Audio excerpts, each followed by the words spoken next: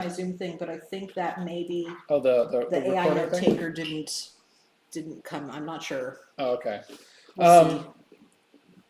All right. So as usual, let's start with a little recap. Who wants to do some recappage? Recappage? I did it last time. I'm going to choose someone if no one Okay, volunteers. I guess I'll go. Okay. If you choose me, I'm looking shit up. So, Go for it. we had started at the Circus Epicus, Mm-hmm. and realized that both Ambassador and Mistress Unity and Mark and Pact were all there in that group. And he immediately located that Harold was in the audience, but didn't know exactly who exactly. And then, so that was where we had just left the previous session. And so the first thing that we were trying to do is figure out, well, what are we going to do?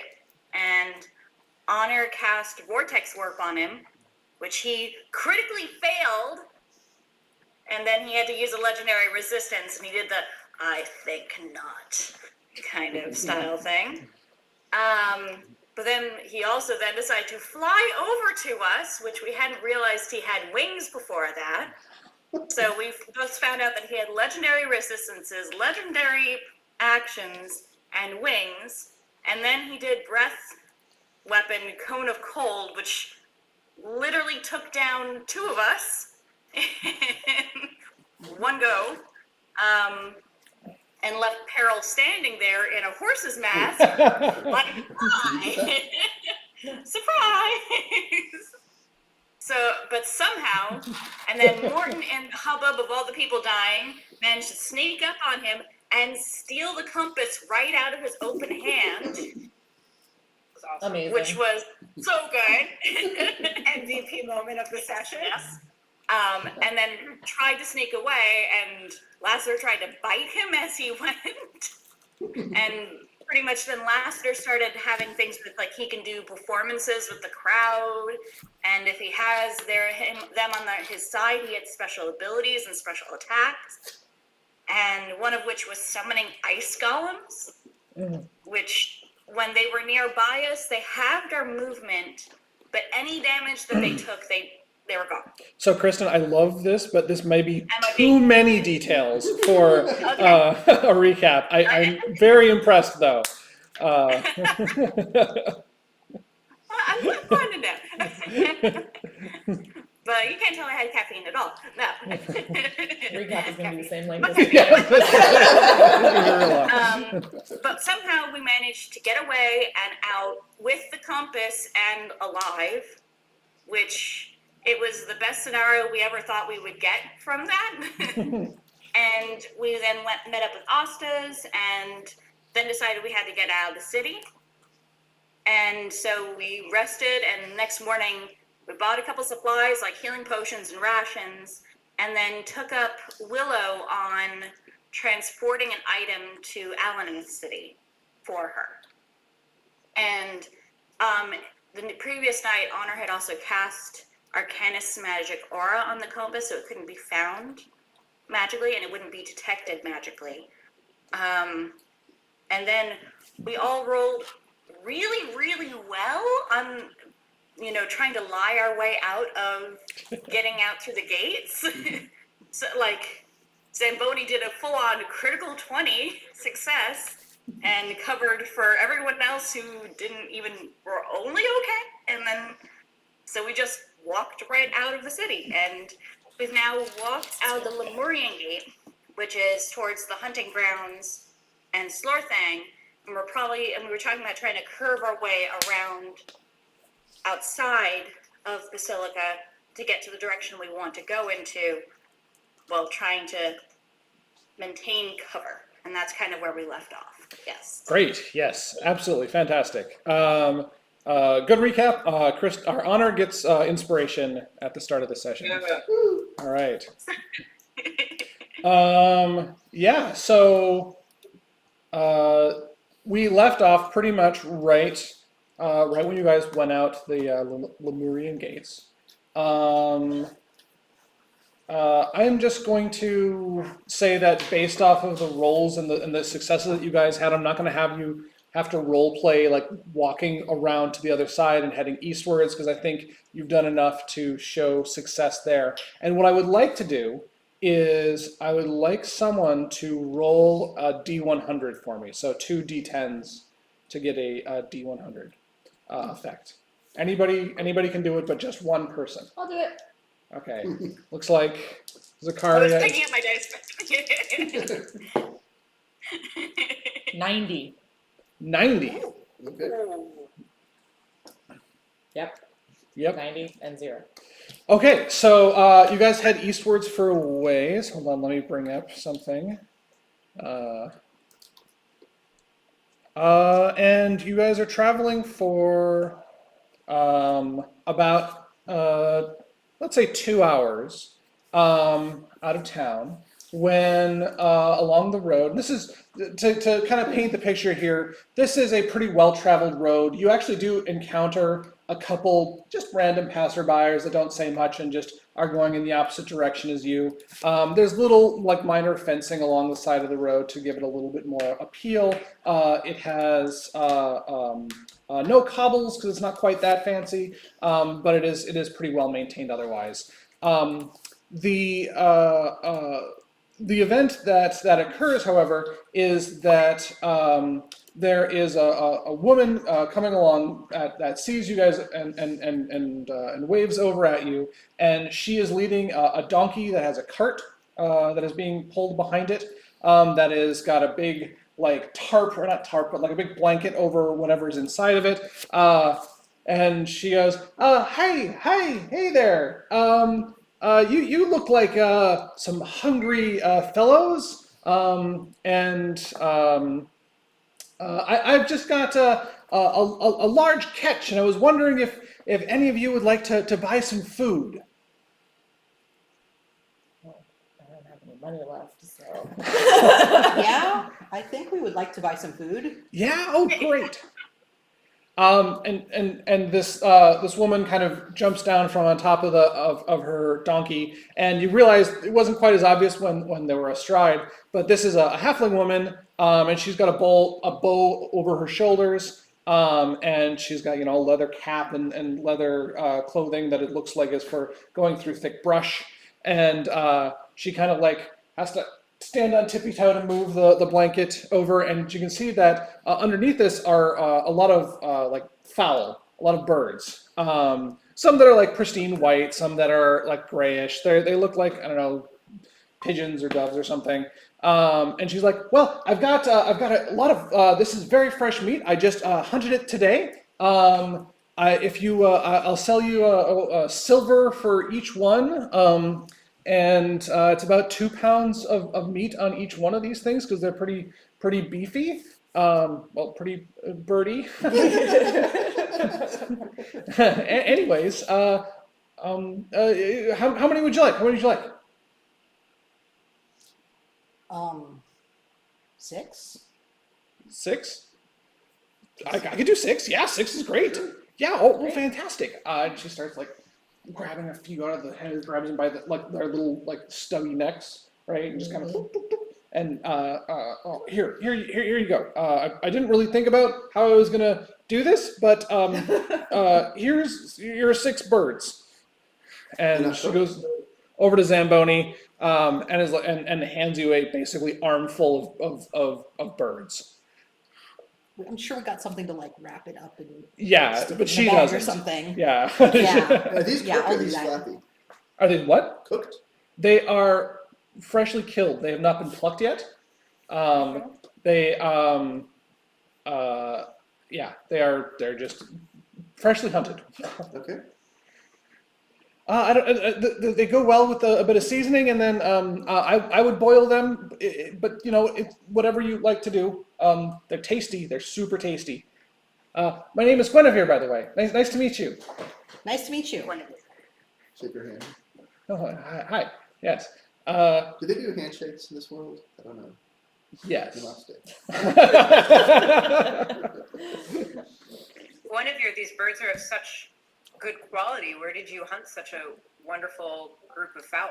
I have been a huntress for many years, and I have been basically the road between Eleneth and Basilica is my domain. Recently, I was just about 5 miles to the east when I was hunting these, and you remember that she's like probably half the size of Peril while she was giving these theatrics, and she's very gesticulating the entire time. And I found just an area where there were just lots of things to hunt, and it was a wonderful time. And I've actually hunted more than I can eat. So I figured I should find some people and try to sell them. So I'm so happy that you came along. This is so serendipitous. That's wonderful. Can you tell us a little bit about the road between here and Eleneth? We're heading that way. Yep, I can do that. Sure. Yeah. It's pretty long. There's not much in the way of like trading posts or anything around here. There's a few small villages when you get nearer to Eleneth. Those are the older places. That's where I grew up. Geez, you're staring at me. I'm not used to talking so much. But they're. I'll try to look less intimidating. Yeah, roll to not intimidate. And so she describes the way to you. It's the kind of like the types of things that she hunts in the area, because that's clearly what she focuses most on. Like the best hunting is like dead in the middle between the two towns, because that's where there's the least like human wariness from the animals. Lots of fowl. Occasionally you'll get something like a wild boar or something to hunt, but she tends to not go for those because they're like twice her size. And then let's see, what other things would she mention? There's, since the road goes roughly parallel to a ley line that's to the north, sometimes she'll go and she'll hunt in the gilded leaf oak trees that are near to the ley line because they're so pretty. And yeah, that's about it. Are there any particular dangers that we should be wary of? Well, I think most of the dangers in this area are the people on the road, to be completely honest. Occasionally they can be, I mean, you guys seem nice enough, but sometimes they're a bit rough. But I had a keen eye that maybe you'd be the type that would want to buy something. A large group of unusual looking fellows, not dour-faced, soldiers or anything like that. Didn't think I'd get the shakedown like I so often do. That's great to know. Thank you. Yeah.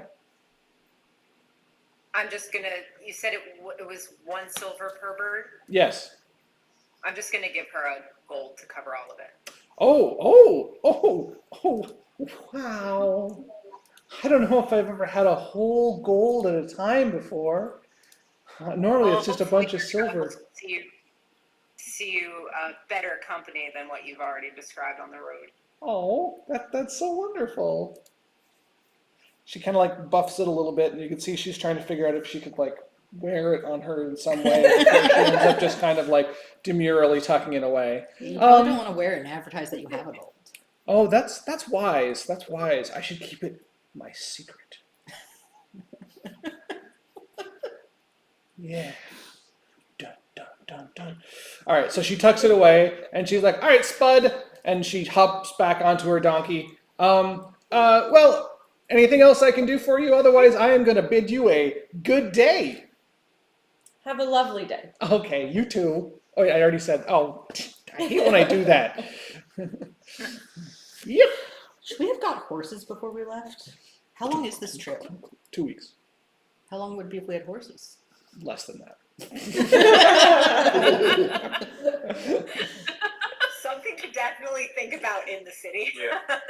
Yeah. All right.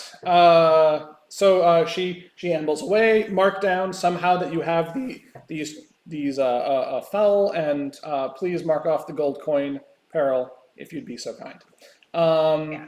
I would like somebody else now to go ahead and roll a D100. Okay. Do you want to do it? Sure.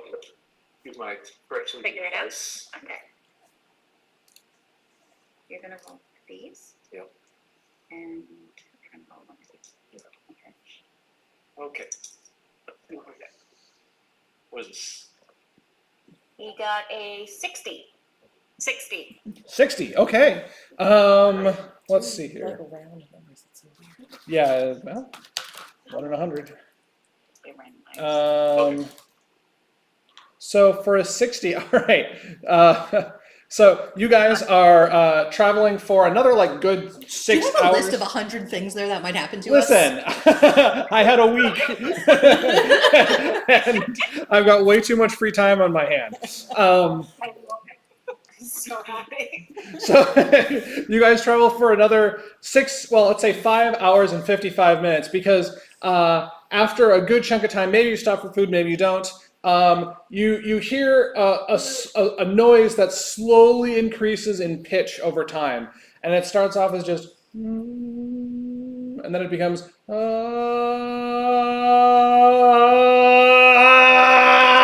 and then running down the road is a tabaxi man who is wearing like very like minimalistic clothing, right? He's just got like a tank top and like maybe some undergarments, right? He's just kind of running as fast as he can, like and you see that he's got some sort of like vial of or potion in his hand, and he runs up to the first who's probably in the front of the group right now.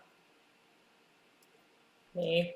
Okay, runs up to Zakaria, and he hands you this vial, and it's kind of got like a stopper in it. And then as you look down on it, he just keeps running past you. Can I grab him as he tries to run away? Sure. Make a dexterity check. Nope.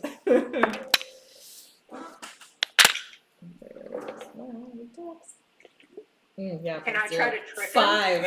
5. All right. Peril, go ahead and also make a dex. I'll let one other person try this. So Peril, go ahead and make a dexterity check. Why am I imagining that kid, that bit in Robin Hood Men in Tights with the kid going, nice to meet you, huh? Okay, yeah. So Zakaria reaches for like some part of him, and you go after his tail, but it like swishes to the side at the last minute. Peril puts out a foot, but this guy just kind of like dances to the side and is running, and just like keeps zooming past you guys. What is this? I don't know that we should hear it. So, and this thing you're holding is like a potion, it looks like, except it's the size of like your head, right? Mm-hmm. And it's glass, and it's got a greenish liquid inside, and it kind of like is sloshing around because of how quickly he handed it to you. Does it look familiar at all? Give me an Arcana check. Is there any way to tell what's in the potion without? Can I help, or 13. 13. No, you're not really sure. can I take a look at it? Sure. Is this going to explode? Yeah, that's what I want to know. Yeah, I kind of feel like we should just like leave it by the side of the road here. That's a 12. 12? Yeah, you're not really sure either. Yeah, that was with the bonus. Oh. Oof. I'm gonna take the stopper off and sniff it. Okay, so you pull the stopper off, and it just immediately, like, this green liquid turns into smoke and just covering the area that you guys are all standing in, like 20-foot radius type of scenario. And But we had a smoke bomb. Whoa. Does it smell? It smells very potently of like tree sap and like mushrooms and like food that's been left out a little too long. And you guys kind of blink it away, and before you really are sure what has happened, it is dissipated, and you now just have an empty glass bottle in front of you. Put the stopper back in.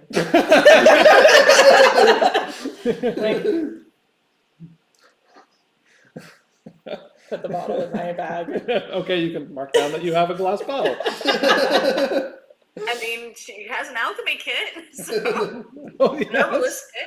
herbalist kit. Herbalist. Great.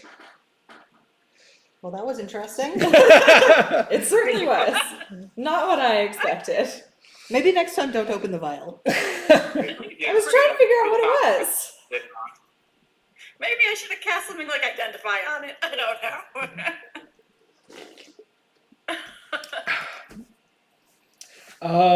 I think you figured out what it was. Yeah, I guess it makes smoke. Mm. Smelly smoke. Uh-oh. Mm-hmm. All right, one more person. I would like somebody else roll a D100. This is a bunch of random encounters. That's what I said. I think you wrote 100 Yeah. different possible encounters for us. You gonna do it? Okay, okay. May I? Thank you. May I? I think Ryan's got it. Okay. Sorry. 60? No, that's 6. 6. 6. All right. Little bitty roll. Okay, so it is now getting on towards night, and you guys are maybe you're like looking to turn in somewhere. The last hour or so, you've all been feeling a little on edge. You're not sure what it is, but something has been kind of wrong, and it's ever since that smoke kind of got pushed all around you, and you're not really certain what the sensation is. However, as it turns to night, actually, you know what I'm going to do, just to see who rolls the highest, I would like you to all make perception checks. Okay. Is it passive perception or just perception? Just perception. D20. It's perception, not passive perception. Right? Yes. It's in your skill list. 4. 17. Ooh, nice. Wait, Plus 17 your- plus, yeah. One Oh, second. good. You have good perception too. Oh, yeah, well, so that's kind of my thing. Yeah. 17 plus 8 is 25? Yeah, 25. 25. Everybody beat a 25. Hold on. No. I'm pressing. Click on the number. Anyway, Chris, I did. Wait, stop clicking. I think you have the highest. Everything, click it. Well, yeah, click I have it. plus 8, so.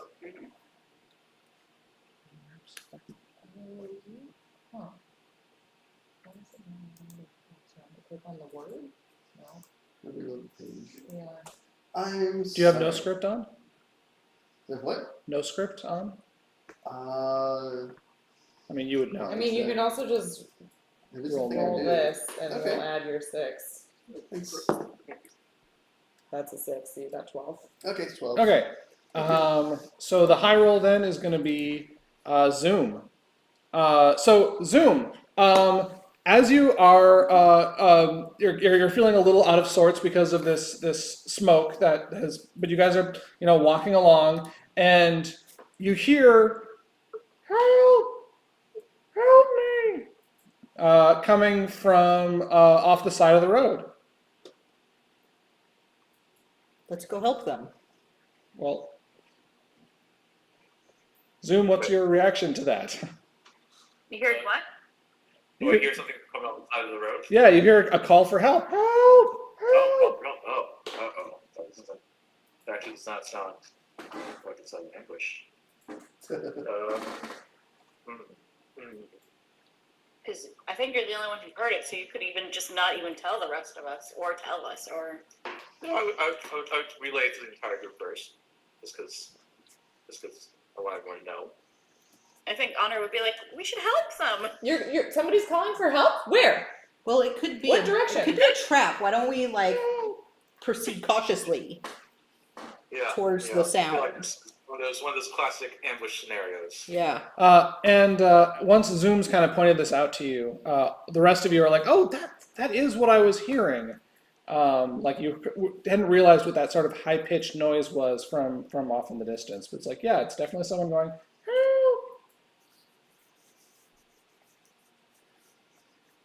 help.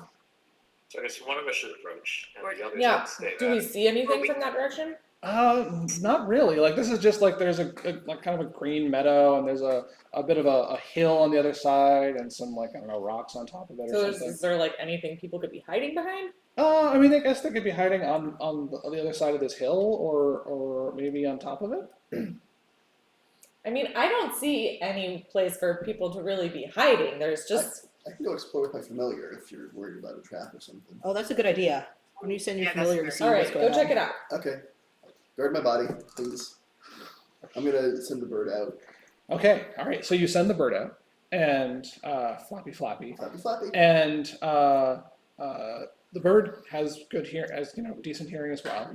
And there's basically a wood that starts on the other side of this hill, and near the edge of this wood is a small white figure kind of moving around.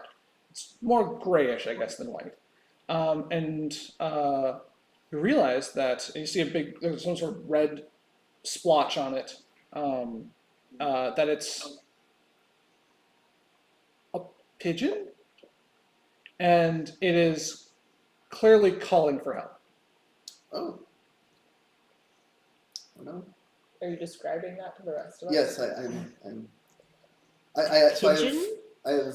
Does it look like the Psychic birds we connection bought token. from Guinevere? Yeah. Oh no. Oh no. We don't have those out, right? They're in a bag. Yeah, you put them in a Right. bag, yeah. We have any Okay. healing potions for the birds? I think Honor would be like, they can talk, so they're obviously intelligent, so we should help them. We're not eating talking birds, are we? Dead are the birds. How the ones that you have, they're dead. Okay. Yeah, not like mostly dead. They're dead. Well, Or they're really, really good at acting. they have the whole like you haven't failed all of your saving saving throws. Yes, these are 2 death saving throw pigeons. No, these are they're full I was on gonna say, dead. Do pigeons get Nope. death saving? Well, Only, talking ones. Yeah. only thing you can do now is to go through and look for this change.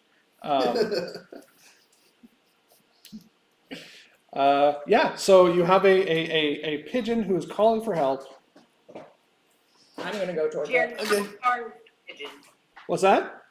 How far is the pigeon? Let's say 150 feet. Can I talk to the bird? I don't think so. Okay. If we creep forward a little bit, I might be able to ask the pigeon what it wants from afar. Yep. Yeah, that makes sense. So you creep Very forward. much trying to take account of who wants to emotionally invest in this endeavor. The only reason I'm not there yet is that some of you seem really cautious. Okay. I think Honor was like, oh, like, let's go home. Why is everybody else not? Okay, is this something I should be wary of? Okay. Help! I'm in a great deal of pain. All right, Peril's gonna Someone out there? give first aid to the pigeon. I Okay. think Honor's trying to, like, behind her, being like,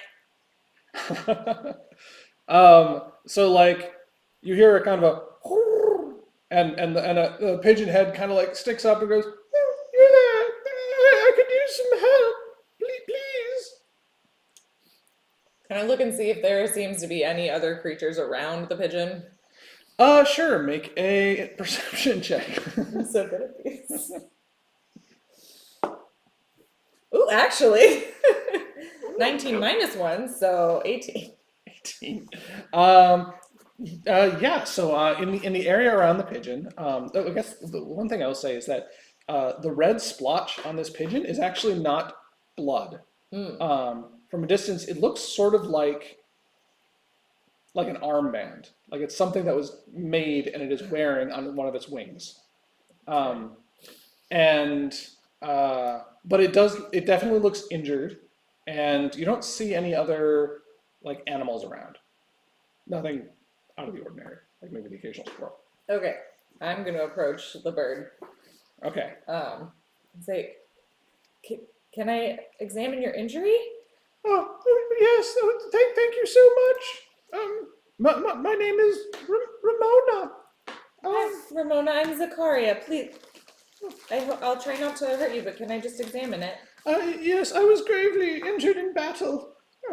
Oh, in battle? What were you Yes. battling against? I was battling the evil doves.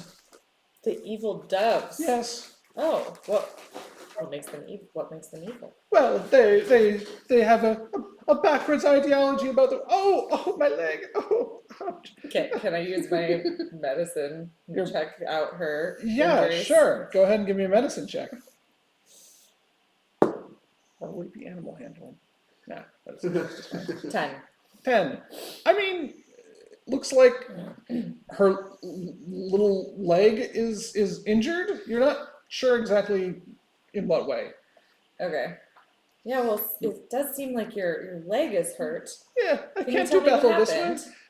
Well, I have just come from the communal nest that the pigeons, and she kind of like gestures in the direction with one wing of the hill that you guys had seen earlier that's got some rocks on it. We have our communal nest up there. I was out here to, I dare not say, I was here to see my boyfriend, and I was beset upon by the doves, and we did battle, and I was injured, and it was terrible. Thank you so much for coming along when you did. Oh, that sounds so awful. Can I like try and set her leg, I guess? Sure. Now you can try to make another medicine check for this, Uh-huh. or you could expend 1 hit point of your lay on hands. Oh, I'll just do that. Lay on Okay. hands. I forgot I had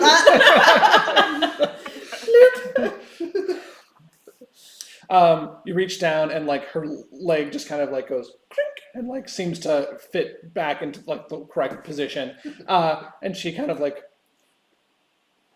crouches up and down on her leg. Like, that better? I feel so much better. Oh, this is wonderful. I can't believe that this is you came along when you did. If only, but it would be way too much to ask.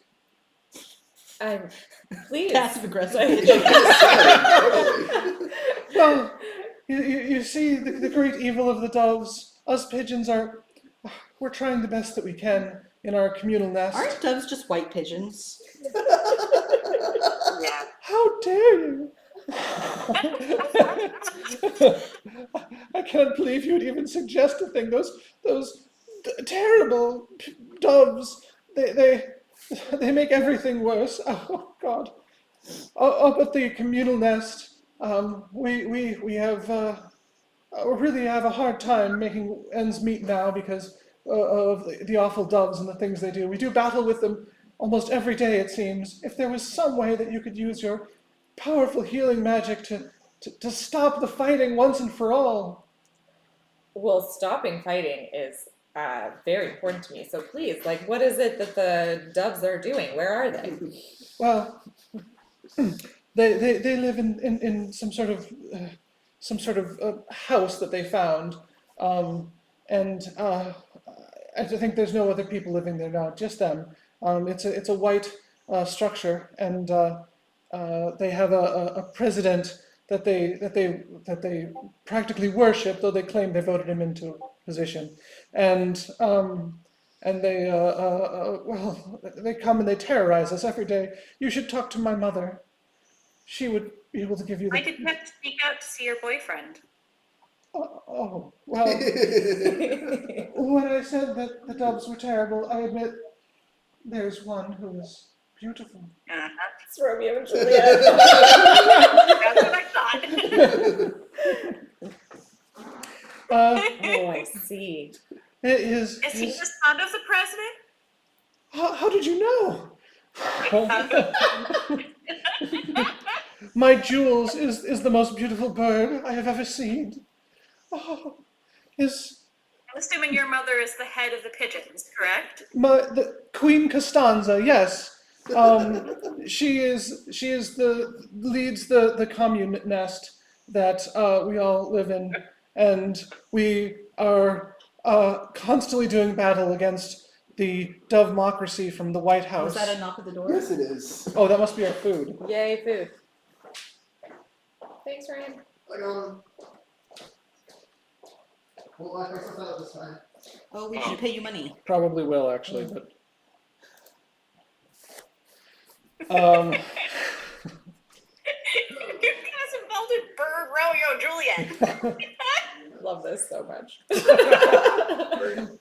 I did Listen. not miss what you said about how they live in the White House. Or the communal No, bird communism versus bird bird capitalism. Clearly. I think as this is going on, Clearly, we need to give nuclear weapons. and when That's the only way to solve this. Zam's magic missile. Yes, different magic missiles. I'm tempted to approach this conversation like eating one of those roast chickens and be like, Oh my yeah, God. I'll stop the fighting. There'll be no fighting when I'm done. Oh man. Our food just arrived, so we're gonna take just I a don't know what those are for. those random chips. I'm sure. Oh. There's a big bag of chips, so it's probably yours. Okay. Although I got taste on Just, I just got This is also a big bag of chips. Wow. We got lots of chips, because these seem to be little bags of chips. Yeah, so far everything coming out of this is chips. Oops, all chips.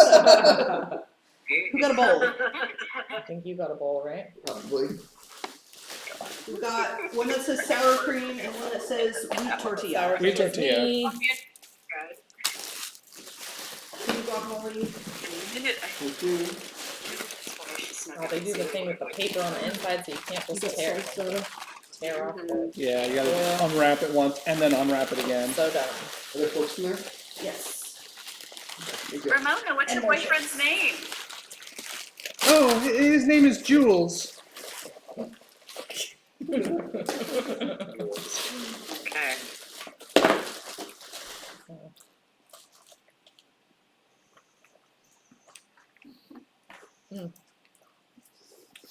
We're just And are we currently in Dove territory then?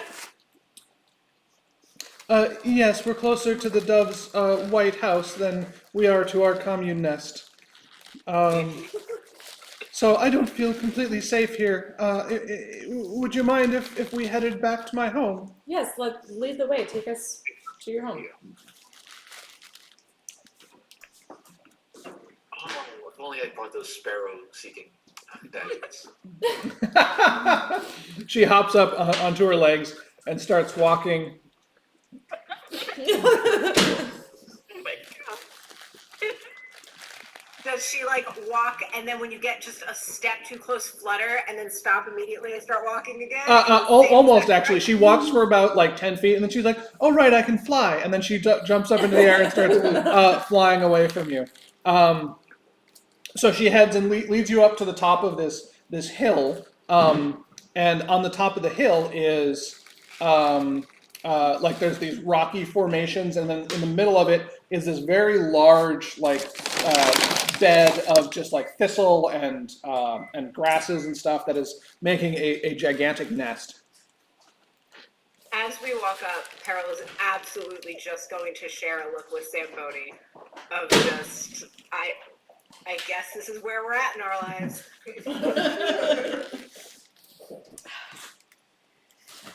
Saving pigeons and doves from their. This is an important detour, isn't it? Zachary is really excited about stopping a war. So as you guys approach, though, someone rushes out to meet you, and this is another pigeon, this time with sunglasses on, and it comes out to you, and it's like, "Oh, hello! Oh, have you come looking for a place in the commune nest? We were just here with. Oh, you're a little big, but listen, I have just the spot. It has 2 beds, 1 bath. Come this way, and My name is Trisha, by the way. And are you looking to purchase or to rent? We have this nook over here. Oh, so what's your price range? Do you think, maybe a bag of seed, 2 bags of seed? We're not looking to stay. We just Homeowners came to Association. see Queen. What was her name? Costanza. Queen Costanza.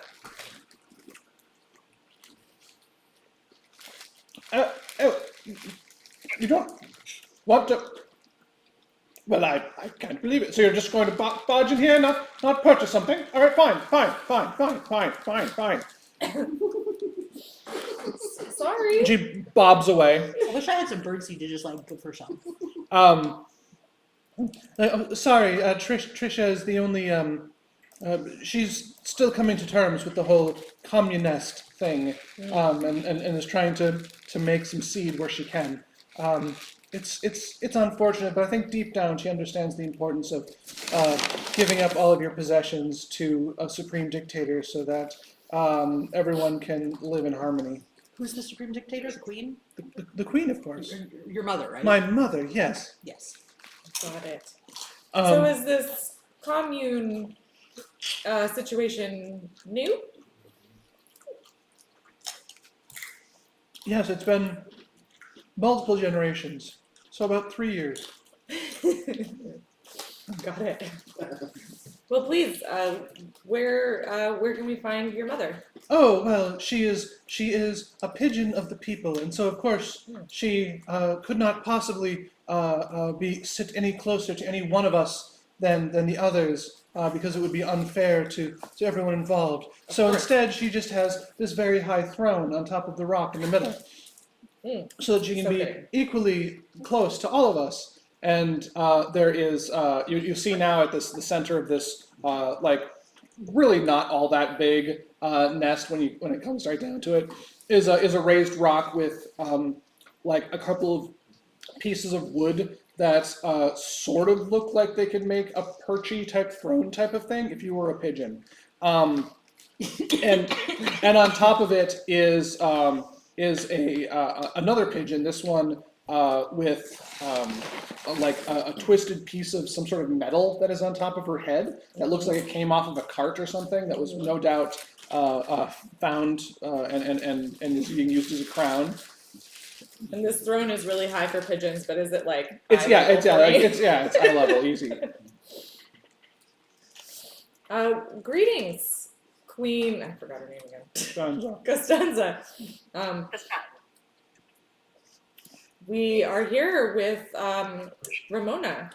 I hear you are having some dove problems.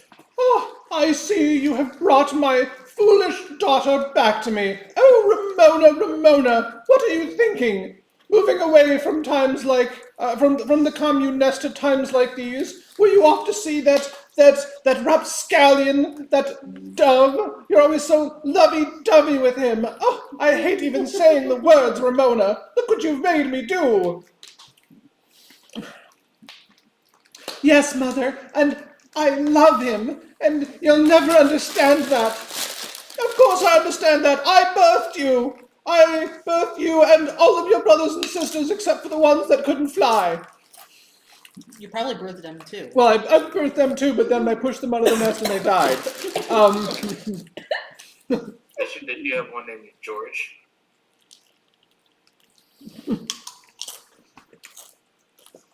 Wrong mythology, but yeah.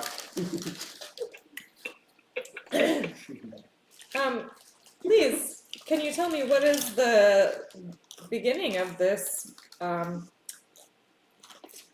disagreement with the doves? Ah, yes, well, it is an ancient feud, going back at least 10 years. And I remember my grandfather and grandmother, they had what do you call it when you have a bunch of eggs? A clutch? They had a clutch, and in that clutch there was born a hard-working pigeon of the people with gray feathers, and she flexes her gray feathers, and you see that she also has one of those red armbands around her wing bands, right? And they also gave birth to a hoity-toity, better-than-you white dove that they thought that believed it better than everybody else. And from that day onward, we have been enemies. Do you want to taste it? No, I'm dipping my cheese. It's a family feud. over here. Well, So you're actually like siblings and cousins with the doves. Heavens, no! We're born together. They are vile, evil creatures who believe that everything should be sold at a high price instead of that we should all live together in one big nest. They instead have a house. It's awful. well, does it hurt you for their living in a house? You can still live in your communal nest. Yes, I suppose so, but still, they do battle with us every day. And they also have spread their ideas. They will go to others and people like, you're a human, right? Yes. What do you live in? Well, currently on the road.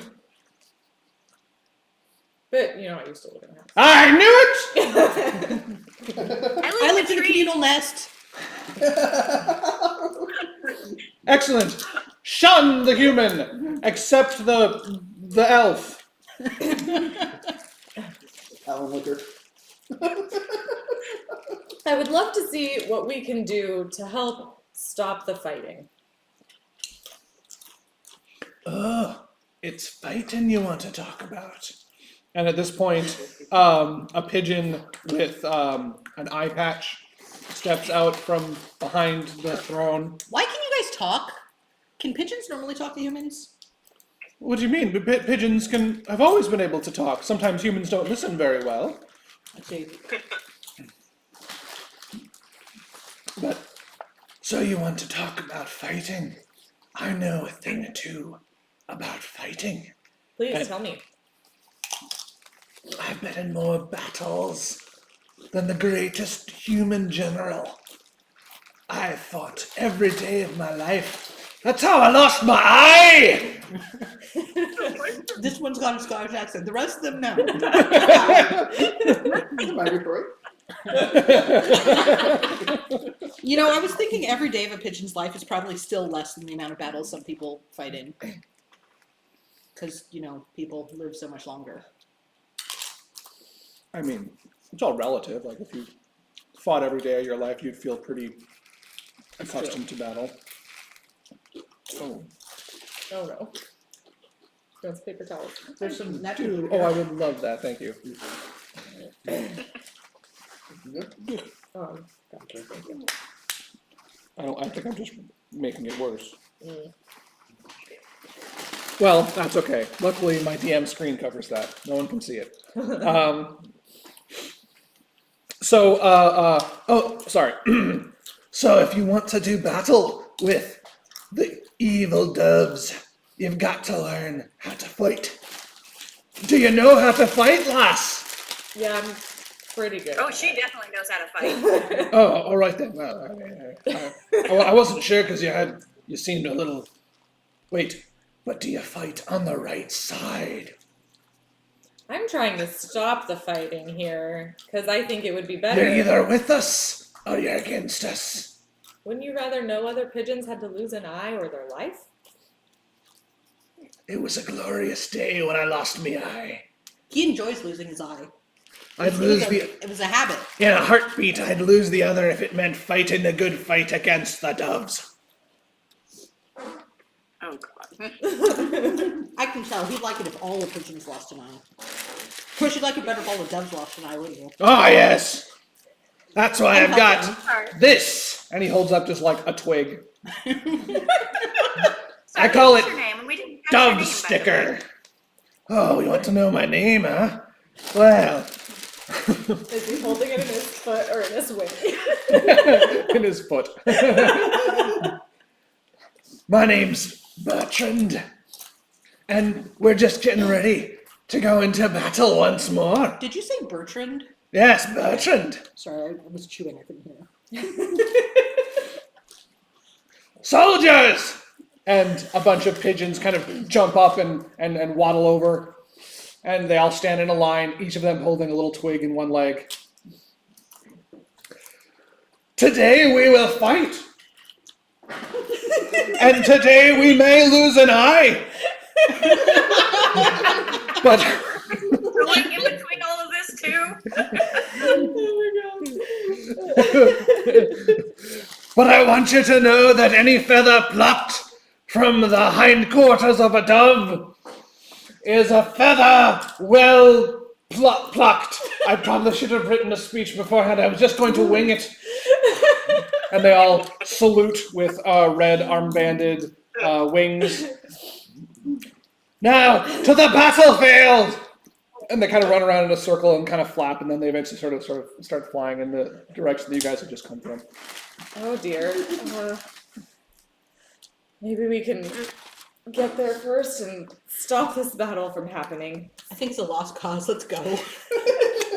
No, I have a chance to stop the fighting here.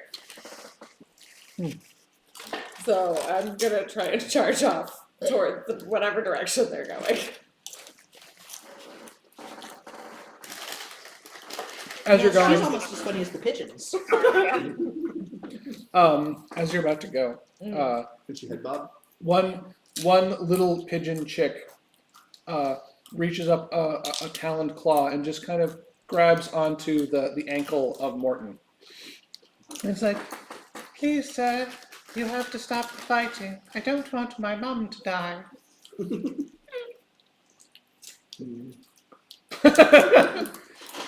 It isn't the dove's fault.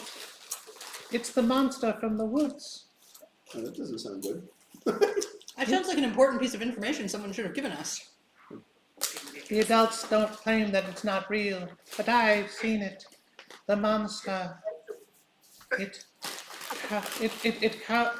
towers over us all. This is the Hobbit.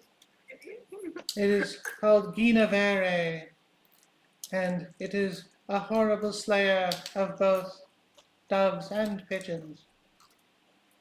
Oh, Guinevere. Oh. Mm-hmm. Oh. Wait for that. Wait, so why are you fighting then? If the I'm not Guinevere- fighting, I'm just a little chick. Why are all the adults fighting then if the Guinevere is the one that's causing all the problems? Because, sir, they don't believe in the Guinevere. They say that is just superstition, a child's tale. But I've seen it, sir. I've seen the Guinevere. I've seen it lash out and slaughter our people by the dozens. What does it look like? It is a ferocious creature, about 4 to 5 times the size of a pigeon, maybe larger.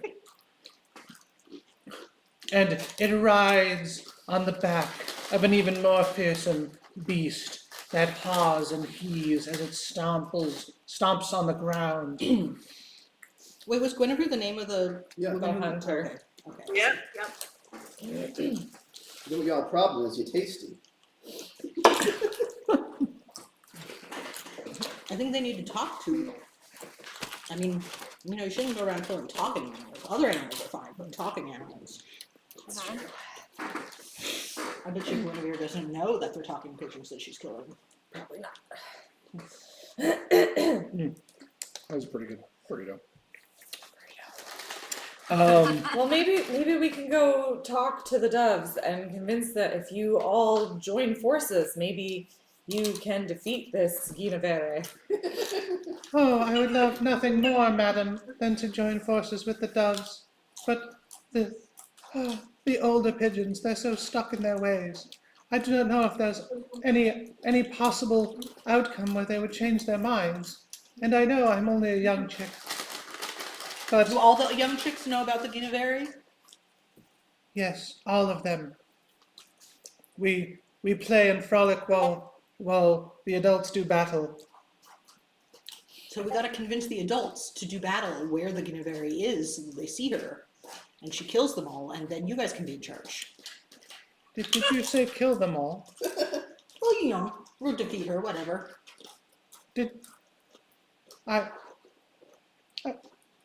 That's horrible. She's just a baby. I want to be back in the egg again. Oh, It was so much simpler there. And What warm. did you do in the egg? I honestly just kind of. Wasn't it boring? I'm a pigeon. Our entire lives are boring. At least there I was warm and safe. I don't know, it doesn't seem like you guys' lives are very boring. With your war with the doves and the Guinevere. let's do what we can to make you warm and safe again, and let's go see if we can talk to the doves. I'll make you warm. Don't know about safe. Well, I guess warm is nice. Should I? Where would I go? No, you don't need it warm. Where? It's okay. It's okay. The nice man was going to make me warm, though. I'm just gonna He needs elbow something Martin. nice. Come in.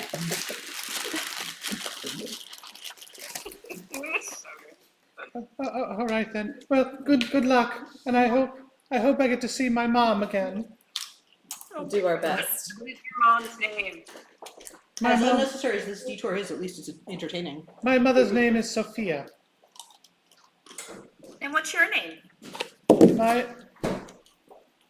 You okay? Yep. Okay. Well, they all call me Bitey.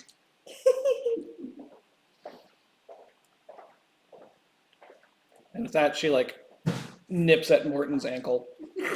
Good enough for a play, right?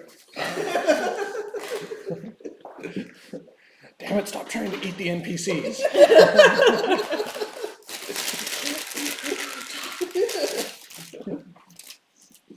Can I eat the ones that we already bought though? Fuck. Yeah. Deal with that ideally. Wouldn't we be talking when we ate them?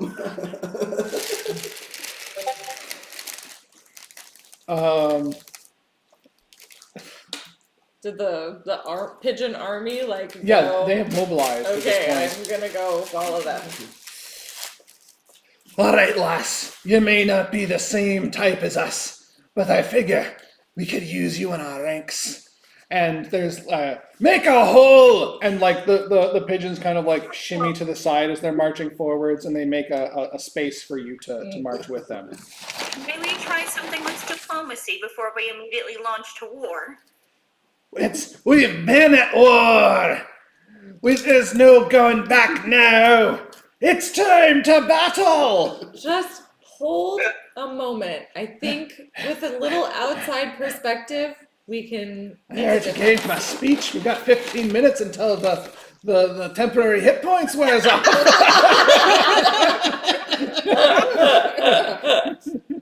Wait, do I get this? Were you inspired?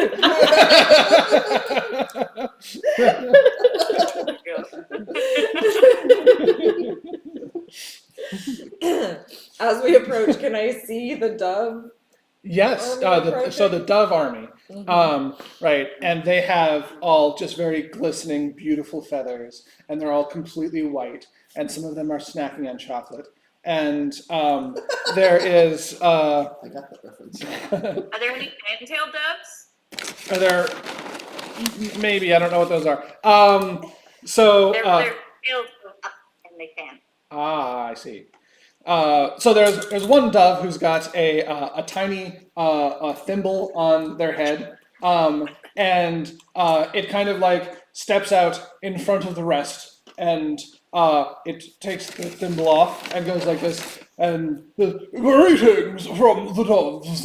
My name is Citizen Plebis, and though I see that you have conscripted some form of mercenary, and it kind of pokes you in the leg, know that we will do battle with you just the same, and we will defeat you. No, you misunderstand. I am not here to fight. I am hoping that we can talk. Are you the leader of the doves? No, I'm merely one of the senators. I'm from the opposition party to the president, so I'm just sort of the speaker of the house, as you were. I see. I see. But I am here to lead these troops on this battlefield, which will no doubt be a victorious battleground. Victorious for somebody. What is the purpose of your fighting? What do you mean the purpose of fighting is to win? And we will win. And it doesn't matter if we will fight here in the meadow, we will fight in the swamps and in the woodlands, and we will fight on the roads. We're getting another movie speech. Got it. Okay. Found the Winston Churchill. We fight in the name of democracy, and we will never surrender. But why are you attacking the pigeons? Well, we don't attack them, they attack us. They have incurred many casualties on our side in just the last week. Lies! You tell lies, you slanderous dove. It is us who have been sliced and diced and killed and lost our homes and our loved ones. I hear tell that there is an outside force causing these casualties on both sides. You mean the Russians?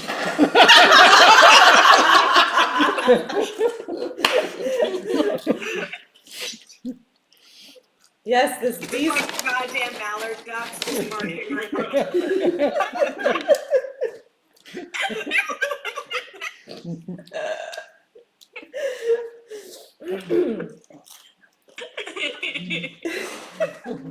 Can I convince you to talk out your differences and perhaps join forces against this beast?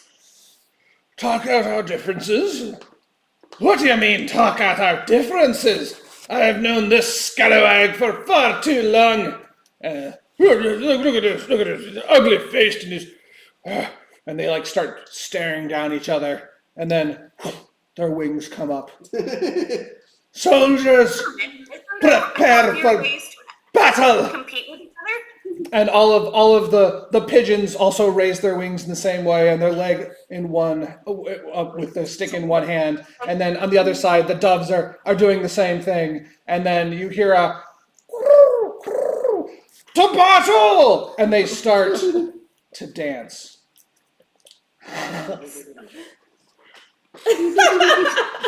Is that all you've got? That's nothing. What's this?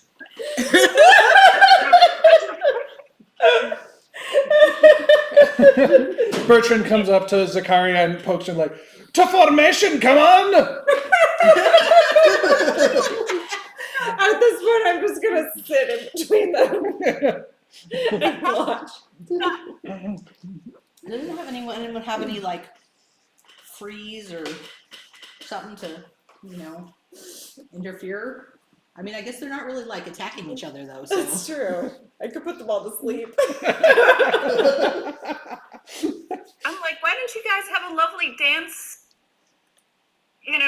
You could have some lovely games together where you could compete for who does better in different things. What do you think we're doing? How did you lose your eye in a dance competition? Well, I accidentally poked it out with my stick. So you poked your own eye out. Well, yeah, but it was in the field of battle, like I said. Mm-hmm. Mm-hmm. Your eyes in Valhalla now.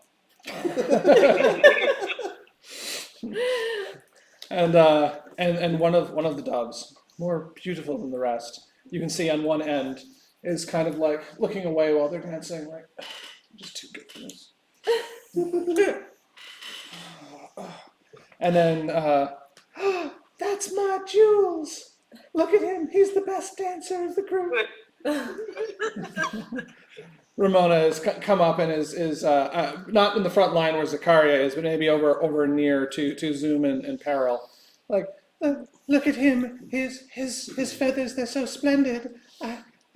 I just can't stand to watch these vulgar goings on. You must do something, please. He doesn't seem particularly in danger. Yeah.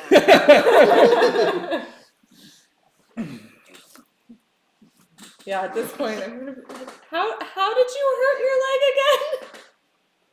I was on the battlefield and I stumbled slightly. I see. You see, I don't. Oh, I don't think I'll ever dance again.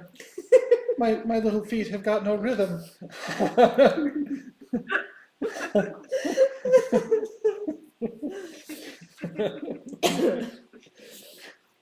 Uh,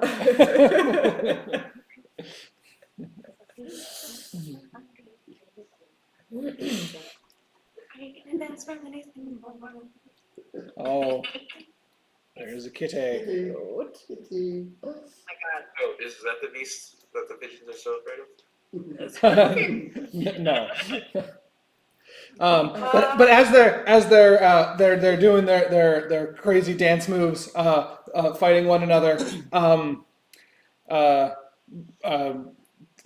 Senator Plebis,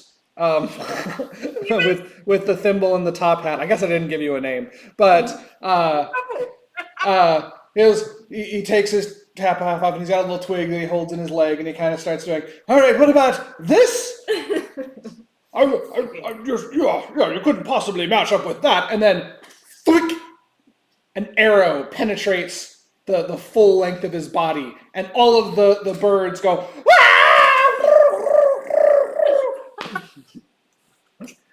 Hey, So can we see Guinevere? Yes, and so you can see closer to the road is Guinevere and her mule Spud, and she comes up to you guys like, "Hey, I got another one! Wow, they keep congregating in these tight groups. It makes it really easy to get one. Wow, look at this guy! Huh, look at that. Can you see that he's wearing a hat? Did you know that they What? talk? Who talks? The birds. And they're just kind of. Ramona! And so then all of you give like a a cough and you exhale like some green smoke. Tons of animals. Oh my god. And Oh my god. Amazing. Okay, that's all right. We can eat them then. Yeah, so they're not talking anymore. Yeah, they don't appear to be talking anymore, and they're just kind of running around and. Wow. Wow. And I think, guys, with that, I'd like to take a little break. Yeah. We can pick up in, let's say, 20 minutes. I hope you enjoyed. That was hilarious. The problem with making 100 possible things is that we're not going to get to do all of them. For a bunch of random stuff, it all kind of worked together real well. Yeah, it did. Real strange. Like taking the Wild Wasteland trade. Oh my god, that was so funny. I wanted to do something a little bit lighter in today's session since we've had some pretty dramatic ones before. So That was fun. but yeah, I'm gonna pause the stream for a bit and we can just hang out for a minute. If you want to use the bathroom, take a nap, whatever.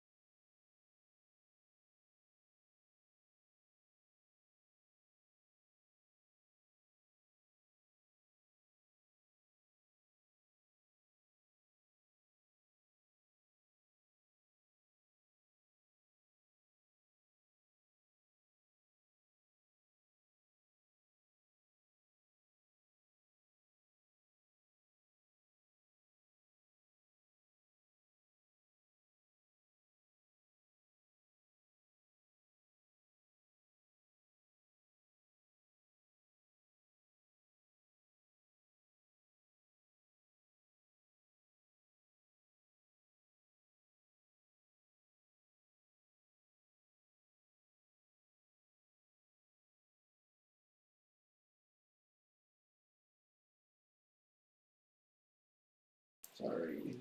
All right. So, Insane. we will pick up right as you re-encountered Guinevere again, and poor Bertrand has just been shot and collected and thrown into the back of a wagon, and the effects of the speak with animals mist that you guys all inhaled has has gone away. So. Picking up from there, the scene, I guess, is yours, guys. Okay, well, we don't need to worry about these birds anymore then. They can't talk anymore, so let's move on. I'm so confused. Sure. Yeah. All right. Well, Well, if any of you haven't done drugs and wanted to know what it was like, I had an experience with it. That was pretty amusing. Is that what that was? Which drugs were those? Just curious. I think of it. I feel like we should find a place to set up camp, maybe away from here. But, yeah. Yeah. This was enough. Yes, the aftermath. Guinevere catches a few more birds before she heads off for the evening. She's apparently not quite ready to set up camp either. And she's going the other direction. So, let's go ahead and do a camp for the evening. I'd like to have decide if you guys are going to take a watch or not. Did anyone get that safe house spell thing? Should we Not say yet. that? I need another level before I do it. Okay. Um, Well then, yes, watches. yeah, I will keep watch. If you guys want a better perception roll, somebody should keep watch with Yeah. me. No, I really think that what we did last time works really well. Zoom and I each take one watch and everyone else sleeps. Mm-hmm. From a character perspective, I want to keep watch. Honor has cook's utensils if anybody wants to. Cook birds. It's time to cook the birds. Birds. I would Let's like roast to some eat something birds. other than these birds. Oh, I'm feeling really conflicted about the birds, so I'm gonna just eat some of the rations that I have. I'm eating birds. I'll take the cardio share.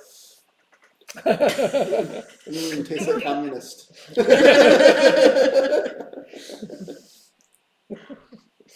All right. Okay. So, who's first watch? Who's second watch? I'll take first. Okay, I'll take second. Okay, I will keep watch with Before we Zoom. go to bed, I want Honor's gonna approach Peril, and you know Infernal, right? Yes, I do. So I never thought I'd have to know Infernal. I've never met another tiefling. But given our recent interactions, it's suddenly glaringly obvious I probably should know it. Because I think it could be used against us that I don't. Because they would expect that I do. I don't know what I can give in exchange. But would you be willing to teach me? You can have these two. These are nicely contained. Okay. Thank you. Don't mention it.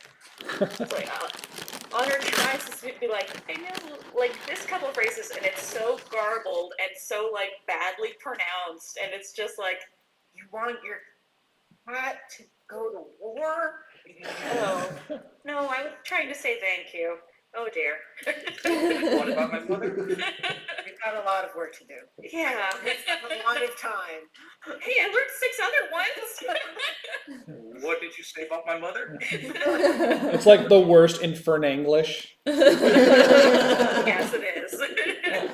Because she's never heard it spoken out loud. She never has met anyone who spoke it before. So, like, she's just like,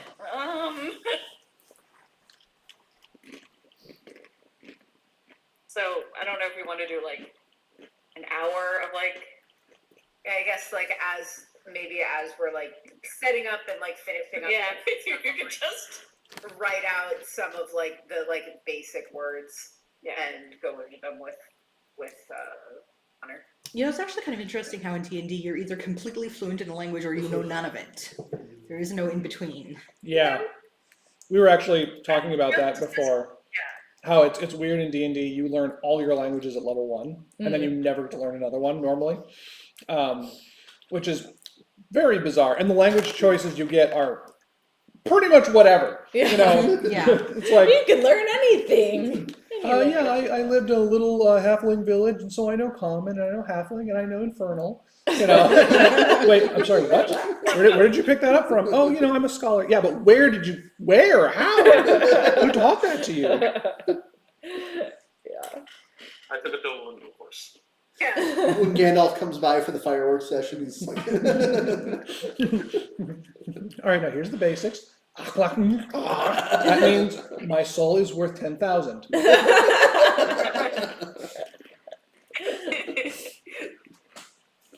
I am gonna take my raccoon corpse out of my bag and try to skin it very carefully. All right. Clearly do not have my teacher here that was gonna show me how to taxidermy, but I can at least get the rotting meat out of the skin. Yes, absolutely. Go ahead and give me a dexterity check with disadvantage. Oh, goody.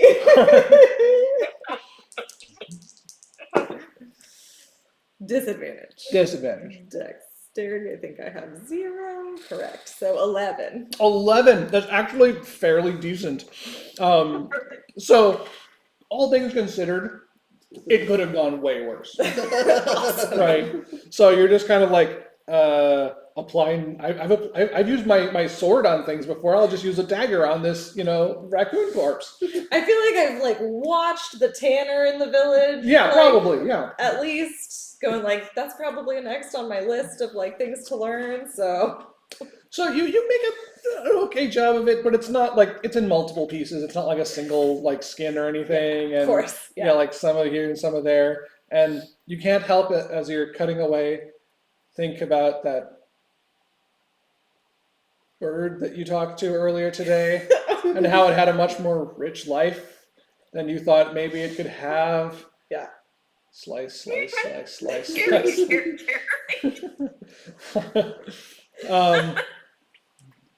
yeah. I'm just gonna get rid of the rotting raccoon meat, but I'm gonna try and salvage the skin, and then once I've got it, I'm gonna try and sew the pieces back together so that it's one piece. I'm going to say that you probably took the entire time Okay, to I'll sew the just- pieces together. Yeah, so you've tomorrow. got, as of this evening, you have some pieces of raccoon skin. And, Awesome. yeah. Anybody else have anything for the evening? I think after I finish learning with Peril, I think Honor's gonna just kind of like, she keeps working on her like little illuminated letters that she does, like a little bit each night. Okay. So that way she does a little bit of that. So she takes out like the different inks and pigments and stuff like that and paints. So you see that kind of like in like a little kit that doesn't let it break or anything, and just kind of continues that, like some shell gold here, things like that. Do you have like a scroll? Like, where do you keep these, do you think? In a wrapped up scroll. In a wrapped up scroll? Okay, cool. Yeah. They're like in a case that's like a leather case that's like, Okay, a cylinder. So yeah, got it. they're curled up and then like put into the tube, kind of thing. I have one of those in my backpack. It's in there. Because these are parchment, they're not paper, so they're gonna survive water. But yes, Nice. not as long, but Well, I it mean, actually fits in the backpack. But cool. Anyone else have any nighttime activities, or shall we go to the first watch? I think just Peril's gonna quietly just like go through everything that Clarity had, just on like the off chance that there was some sort of name, or like I'm assuming there's not, but just like looking for any letters or a ring or anything left over in the clothes that might give some sort of hint of what she was up to or who she had seen in her past. Great. Could you give me an investigation check?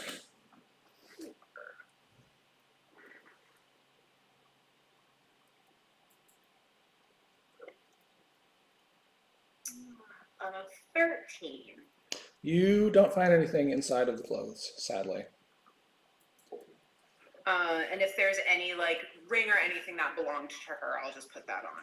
Keep it for myself, and I just can't seem to bring myself to get rid of her things, so I'll pack them up as tiny as I can and put them back in my bag. Got it. Yeah. So she had a beaded necklace that she was wearing apparently, and that's something to go with. All right. Yeah. Keep tabbing the wrong order there. All right. Anybody else? Zoom or Morton? Anything you want to do before we go to bed? No. Nope. No. Okay. So Zoom and Zakaria, the Z's, well, 2 of the 3 Z's, are actually all 3 of the Z's are on watch, which is really ironic. See, The beginning Z's, the top of the line Z's, the ZZ top. I would like you to, Zakaria and Zoom, go ahead and each give me a perception check, or one can roll with advantage. You should roll with advantage. oh, okay. It's 15 Plus 8. plus 8. Well, it's 23. Mm-hmm. Roll with advantage. 18 plus 8. That's 26. So 26. Wow. Okay, so I forgot to. I was gonna try to remember to check on this at the beginning of the session. I think I know the answer, but just to be very clear, where is the compass? It's in the lead box, right? No, it's not. It's on Honor's Oh, shadow that's lane. right. You're wearing it. Because I'm casting it every single night. And that's the other thing that Honor's going to do before going to bed is recast Arcanus Magic Aura. I also reread it, and it seems that it should stay in my possession while that is on it. Oh, okay. So I think she'll have like gone through her spellbook, and when she's recasting, going, by the way, it needs to stay on me. But we should still That's be okay with everyone. we should And then still just be have having Harold- Harold check it every once in a while. Yes, agreed. Yeah. So like Peril will obviously be the one who uses it, but just where it's hidden is going to be Mm-hmm. on her shadow lane. So Got it. So then at night it is on. Yeah. Where do you guys store it at night? So she probably puts it in like the pocket of like her underdress, Okay. so that it stays on her for the night. Wait, I'm confused. You said pocket? Are you wearing And men's with- clothing? No, but skirts have pockets, by the Really? way. Excuse me. Oh, you haven't seen that video of a person having a whole wine bottle in their skirt folds? No, I have not. No, I'm Pockets just. used to be a thing you tied on, and your skirt just had Oh, a hole yeah, in that's it, so right, you that's could right, reach the that's right. pocket on the Yeah, inside. I'm mostly just casting shade because Because women's clothes now Never don't have- have any yeah. pockets. Yes. that's because we invented something called fashion. But yeah, so like the coat We sweater invented that that she's wearing hall. doesn't really have pockets. Like, the dress she's wearing does. But Okay. so like the thing that she belts over her coat has the shadow lane, so that way she has ready access. The things that she wants to hide, she'll put in like the pockets in the dress, which are underneath the coat. That makes sense. Okay, so when does, throughout the day, does Peril touch the compass? I think before we go to sleep, she will touch the compass to see. I think we probably, whenever we'd stop too, Yeah. should have mentioned Okay, that. I think it's probably just because it's so narratively important, we should probably call it out. Yeah. Yeah. Okay. Okay. I think we'll probably regularly check it, so that's like yeah. Okay, great. Okay. First, watch through the night. Zoom and Zakaria are out there. You guys are, I don't know, hanging out while you're doing stuff.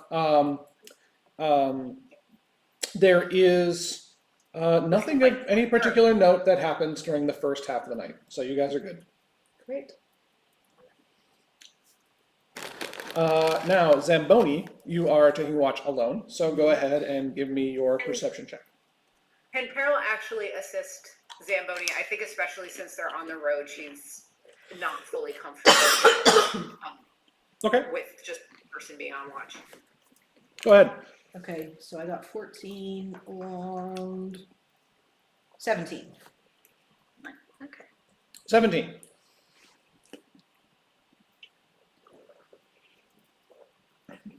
About halfway through your watch,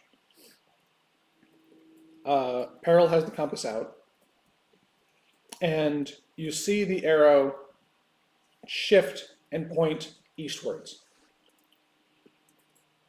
So in That's the interesting. I expected it to happen when we were moving, not when we were sitting still. Looks like someone else might be on the move as well. Mm. And are we headed?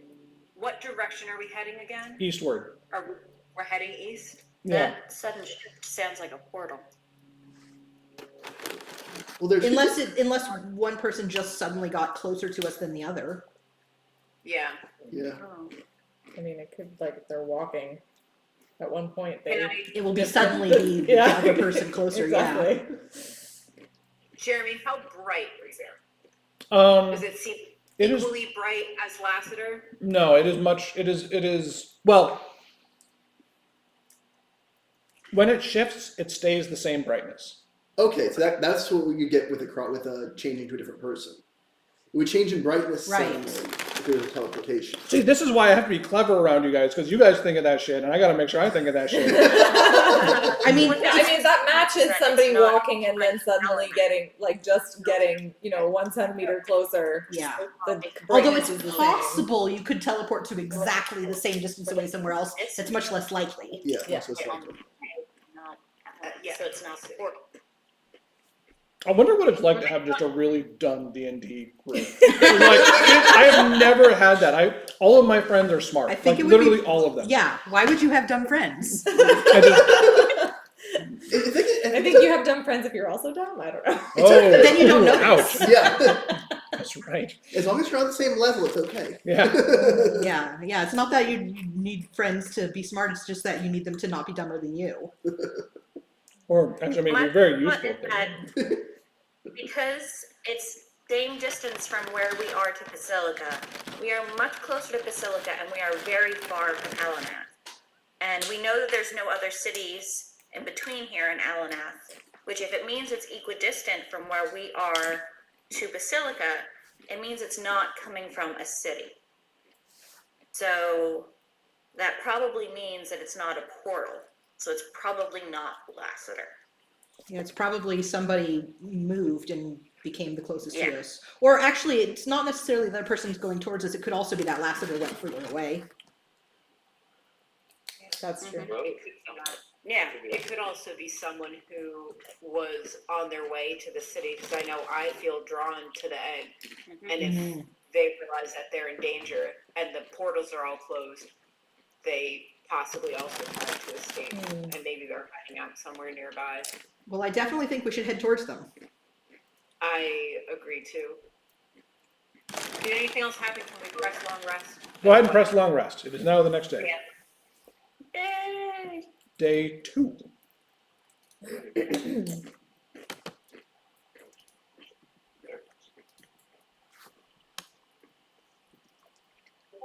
Long rest is long.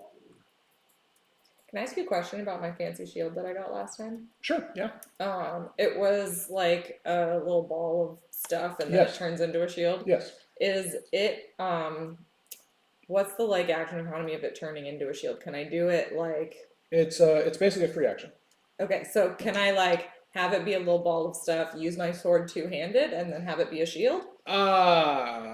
That's a much more interesting question.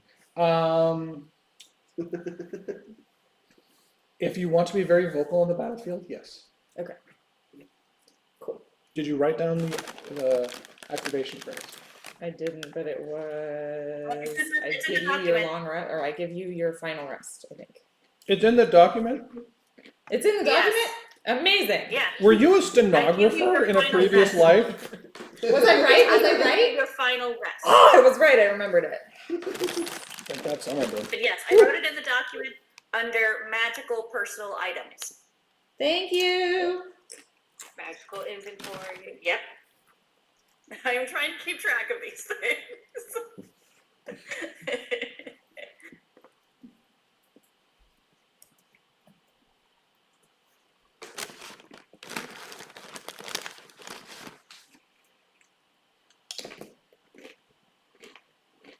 Do I use the same phrase to like Yes. unshield it? Okay, It basically is the phrase you use to change its shape. cool.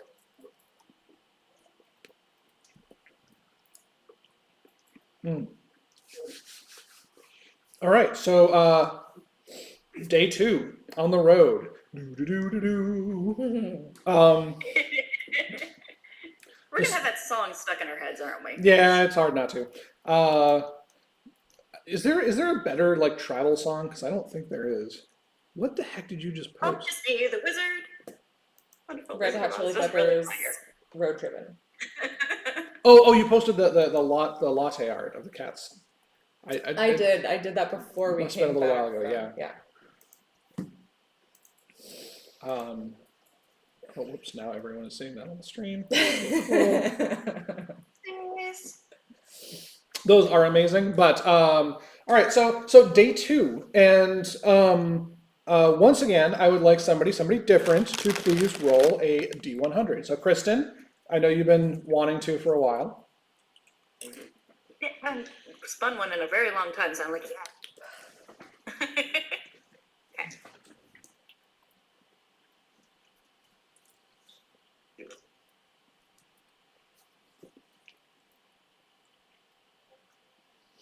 Uh, 36. 36.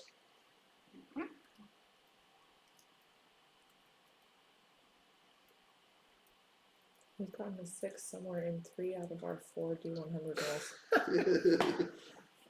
I mean, it's fairly likely you get one number commonly, but all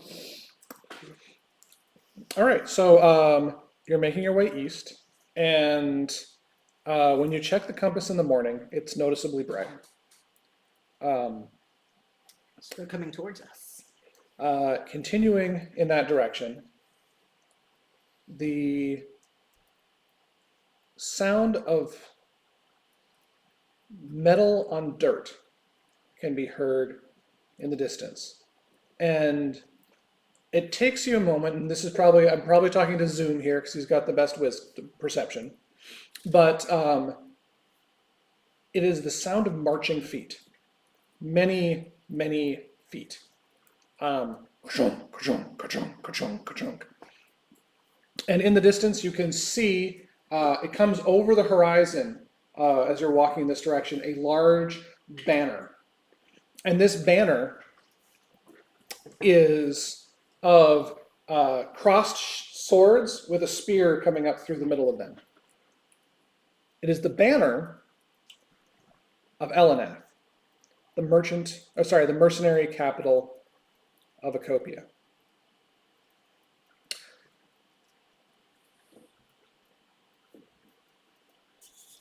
Which was where we were headed, right? But it's still pretty far away.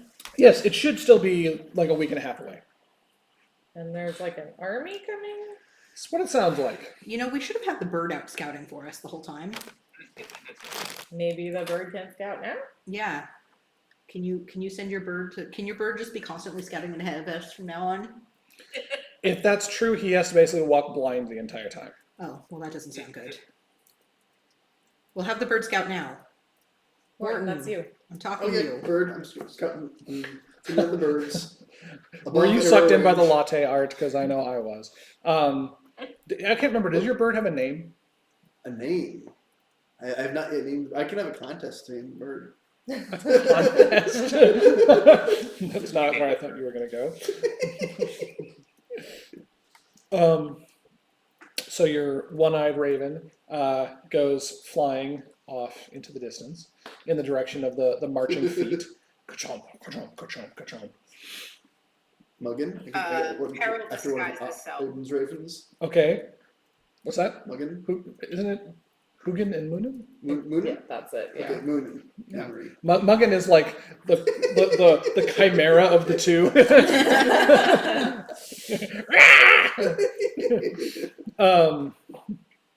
Peril disguises self. You send off the bird. So coming up is a long trail of soldiers. It is probably half a mile long, covering from left to right the full road. They are all wearing the gold robes, sorry, not robes, cloaks of the Elenath Mercenary Brigade. At their head, being carried on a plinth, is a tall, white-skinned dragonborn. Ooh. Penelope! You have to look at plinth. Me too. Sometimes I use words I'm only fairly certain is Heavy right. base supporting a statue or vase. Okay, that's not the right A one. lower square you're slab. thinking A about- dais? Like a Palanquin? Ah, Palanquin, Palanquin. yeah. Yes, palanquin. Okay. Except it doesn't have cover so you can see what's inside, because otherwise the narrative doesn't work. Okay. I feel like there's another word and it's escaping me. There's a caravan. no. That's where you like they're Okay, raised. that's the Yeah. yeah. Yes. Yeah, plinth. I don't know why plinth was what came to mind. So Plinth sounds like some sort of cheesy you're right, food. palanquin, right? Yes. Okay. Oh, Does the dragonborn appear to be female? Sure. Sorry, you're asking, but but it's the raven that's seeing. Okay. Oh, And sorry about that. yeah, so it I'll is. relay all this. It is a female That's dragon. creepy. So you're basically walking along and like you're like a telephone, basically. Yeah. Like the Here's snails the and pilot, 2 monkeys. goals in the next 15 minutes. Man, I just wanted to make a One Piece reference, and I realized the only one here who would get that is Leia's son. Yeah. And Ryan's Yep. son. I'll relay it. Like everything else. Watch the live action, please don't hate me. I watched the live action; it was good. I already watched live It was action much too. easier to start and finish than watch the entire anime that's out thus far, It's especially so because it's not done long. yet. Yeah, well, I mean, the live action was like the first 12 episodes of the anime. Yeah. Anyways, Should we get off the road, but also, like, how do we I try and mean, talk to her? yes, we should definitely try to talk to them. Charismatic people, go! What are we going to say, especially if she's got an army at her See, back? see, We don't see, know whose see. side she's on. Casting about me. Well, if she's got an army at her back, she's probably not on Lassiter's side. And Or not she- on Lassiter's side is pretty much what we need. True. Oh. But if she's also coming to his aid with an army. What does he need an army for? right, who doesn't need an army? He's doing pretty good without one so far. He's got his ambassadors. And these are mercenaries. They are hired usually, unless she's hired them. You just need to outbid him. Yeah, because we have that Because much money. definitely we have that much money. I mean, I know we got a reward for. Honor is gonna disguise Harold, self but I as don't well think it was into that like much. a human version of herself, essentially. Okay. So that just doesn't look like a tiefling. But it's still like most like her features, but it's just suddenly she doesn't have horns and she has normal human skin, you know? Got it. So you put on human face. I'm offended. Wait, you- so here's an idea. Let me know what you guys think. If we're worried that she might be against us, tell me if I can do this. So minor illusion allows me to do voice sounds, right? A little bit of sound, yeah. And my familiar can cast things as touch. Like if a spell is based on touch. Right, it can touch them. Yeah. So can I use the minor illusion spell to give my thing a human voice? What is the range on minor illusion? Oh shoot. Okay, you're right. 30 feet. Not gonna. Yeah, I don't think so. Wait. The no. familiar can relay touch effects So like if it was a thing where you needed to touch somebody, Yeah. then the familiar can do that. But it doesn't just get to act as a like secondary casting spot for all your spells. When you cast a spell with a range of touch, your familiar can deliver the spell as if It's not a range of touch. It's a range of Okay. 30 feet. What could I cast? Okay, so I can't cast. Your familiar must be within 100 feet of you. Oh, and it also has to be within 100 feet of you. So basically, if your familiar is closest to you, then a spell that is touch, such as inflict wounds is what I was thinking of. Inflict wounds, which requires you to touch somebody, it can administer the touch. But if it's a spell that has a range of 30 feet, that is not a spell of range touch. It's a spell of range 30 feet, so it does not count for this. Could I cast it as touch on the familiar though? I mean, you could cast it on the familiar, but like I don't think minor illusion is going to let you like speak through it or have it repeat a phrase or what exactly are you trying to do here? I'm trying to engage the army from further away in case they get hostile. Oh, I see. I'm actually more curious if you can just like use the familiar to speak, which I don't think you can. I think that I should just go up to her and be like, "We're Lassiter's enemies, are you?" And then if she says no, I'll cast Gift of Gab and undo that. Okay. So Zamboni, I am in full support of anything you want to try. I just want to make sure. minor, Yeah, I mean, if that's the thing you can do, that sounds good to me. minor illusion can do my voice for 1 minute. Hold on, now I have to look up Gift of Gab too.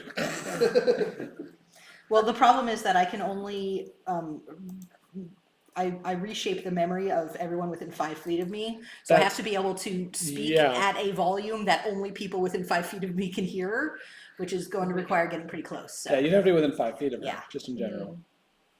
Yeah. Well, I have to be within 5 feet of her and also not let anyone further than 5 feet away from us hear what I'm saying if I'm going to undo. So it's not actually a good plan, but Oh, find familiar. That's why I couldn't. It's not summon familiar. It's find familiar. Is there any way that like one of us who has a message could message her and just be like, "Hi, we're travelers on the road.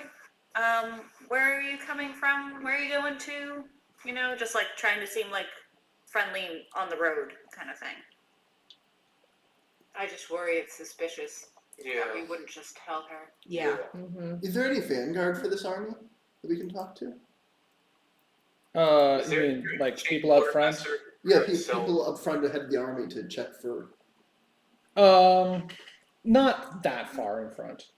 Okay. So like 30 feet or something. Okay. So they're getting closer, guys. What are we doing? I think we need to just come out and address them in I a agree. non-suspicious way. Yep, I agree. The simpler, the better, I think.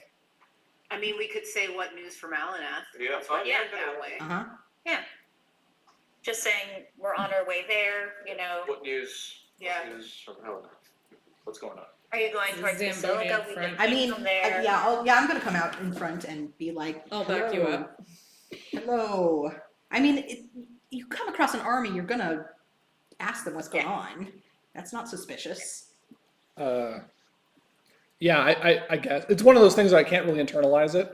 Like I'm imagining, it's like, all right, imagine you're a peasant. You Yeah. have nothing. I mean, it's either that or run and hide when you come across an army. Yeah, I think run and hide actually would probably be a very Yeah. logical thing to But do. If I you're- think But it we doesn't make would sense if for us there in our wasn't a situation. dragonborn we needed to Yeah. talk to. at Yeah. that we moment. would run and hide if it wasn't that fact that this is who we're looking for. Yeah. Also, could you maybe put some of those s'mores onto this little plate for me? And depends. Wait, They wouldn't come let's see how the encounter Oh, goes no. first. Right. Yeah, really. Yes, whether you can give them the normal s'mores or the special s'mores. All right, so Zamboni, you're heading the group, and when the modest vanguard in front of the column sees you, they go, make way, basically. Get off the road. We need to get through here. Yeah, so I'll step to the side and I'll be like, make way for who? What's going on? You happen to be in the presence of, and then a melodic but powerful voice comes from inside of the palanquin. You are in the presence of Penelope Dascent, mercenary queen of Elenath. Mercenary queen. Where are you taking your army? What's going on? We're taking it west. That's all you need to know. Move! Well, we've come from, shoot, what's the name of the Basilica. capital? Basilica, Basilica. and I think we might have some information that you would be interested in hearing. I'd like you to make a persuasion check. Because basically they don't give a shit about you. Yeah, no, it's not me, it's my information. 28. Fuck. I'm so persuasive. I rolled a 19, Nice. but it's also my highest skill. Deception and persuasion. Um, Love it. Great. So a little flap of the palanquin moves to the side, and this tall dragonborn woman with white scales sticks her head out. She has a more classical dragonborn look, horns that come straight back, and actually have like a slight adornment on them, so that there's multiple colors to the spiral of the horn. So it's like gold horns with a gold sort of spiral coming along them. She is wearing full armor. There is a sword at her one side that she casually rests a hand on as she pokes her head out. What news do you have of Elenath? Of Basilica? What's the most recent you've heard from Basilica? Because there's been a lot happening there. These are so good. She's saying s'mores are good. Okay. Yeah. This is why you rolled so high. See, it's a good thing I gave him the s'mores. Damn.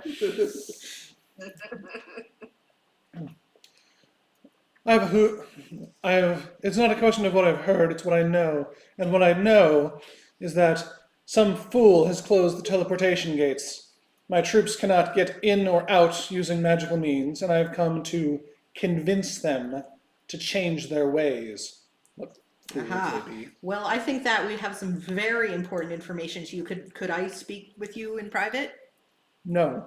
Okay. Lassiter, his name is Descent too, right? Yes. Um, Any relation? you know Lassiter? Are you related to him? You have the same name. Yes. I know Lassiter. He's my brother. Ah. Oh boy. Well, he's the one that closed the gates, so I don't know if that makes any difference to you. I'm I trying to already see. knew that, but thank you. Okay. So were you coming to make war on your brother then? I would prefer not to, but I've come with 799 backup plans. That's good. So he found a dragon egg. And he's been slaughtering all of the dragonborn in the city. When she mentioned the dragon egg, she looks bored and uninterested. When you mention slaughtering dragonborn in the city, she jumps down from the palanquin, walks over to you, pulls her sword out, and rests it point down in front of you. He's killed more dragonborn? Yes, almost all of them, we believe. He's claiming that they are treasonous in order to get away with it, but And slaughtering who, them. she lifts the swords up and points the blade in your direction, and who are you, warrior? My name is Zakaria. And to whom do you serve? I serve my lady a long way, Who? and I'll just show my Ah, symbol. I see. I meant more in the mortal realm. Myself. We I would like you to see all these people behind me. Strong men, strong women, some astride horses, some walking on feet. We have come from Eleneth for weeks, marching in a way that we normally don't do nowadays. It is a All of very them impressive- served themselves until they were offered the right amount of gold. And now they serve me. It's a very impressive display. Yeah, that sounds pretty good for us. We serve whoever has the right amount of gold. My lady, not to bother you, but what did you mean killed more dragonborn? My brother is a bloodthirsty and awful individual. He kills because he has diplomatic or political reasons. He uses his money in absurd ways. He is a payer, not a payee, and I cannot stand him. However, it is not him so much that I was worried about the killing of. There has been a rash of dragonborn killings across the land as of recently. Many of them in my city, many of them, it would appear, on the road to yours. Well, as far as we can tell, Laster's goal is to kill all of the Dragonborn. Why in Acopia would he do that? He's gained some abilities that seem to be unusual for even Dragonborn. It appears to make He's him more grown wings. powerful. Yes. He's grown wings. He is able to cast certain spells that I've never seen before. And he has resistances to spells that shouldn't be possible.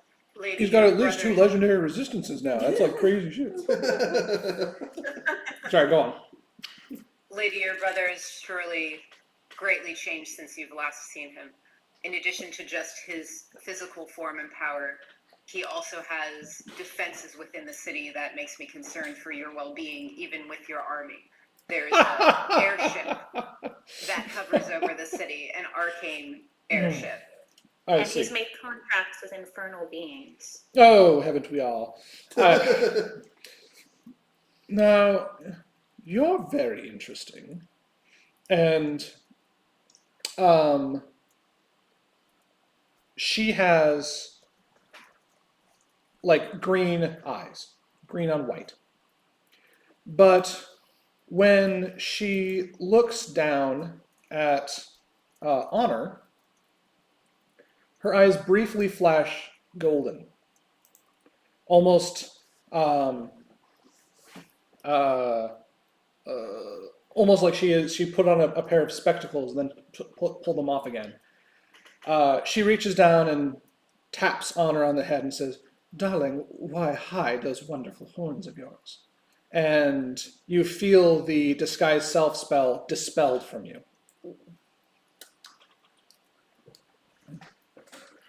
Because many people do not seem to appreciate what I am very well.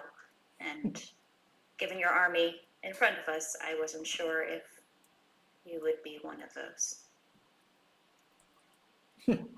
I see. You know, it must be terrifying to stand in front of my army. If you wished, you could stand behind it. I am merely a scholar, my lady, not a warrior. I have read a great deal and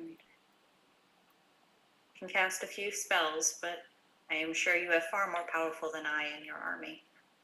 I am as well. That was not in question. However, I will say this. My business in Basilica is going to be short, and it is going to be to the point. Which point, I am not sure. I have many.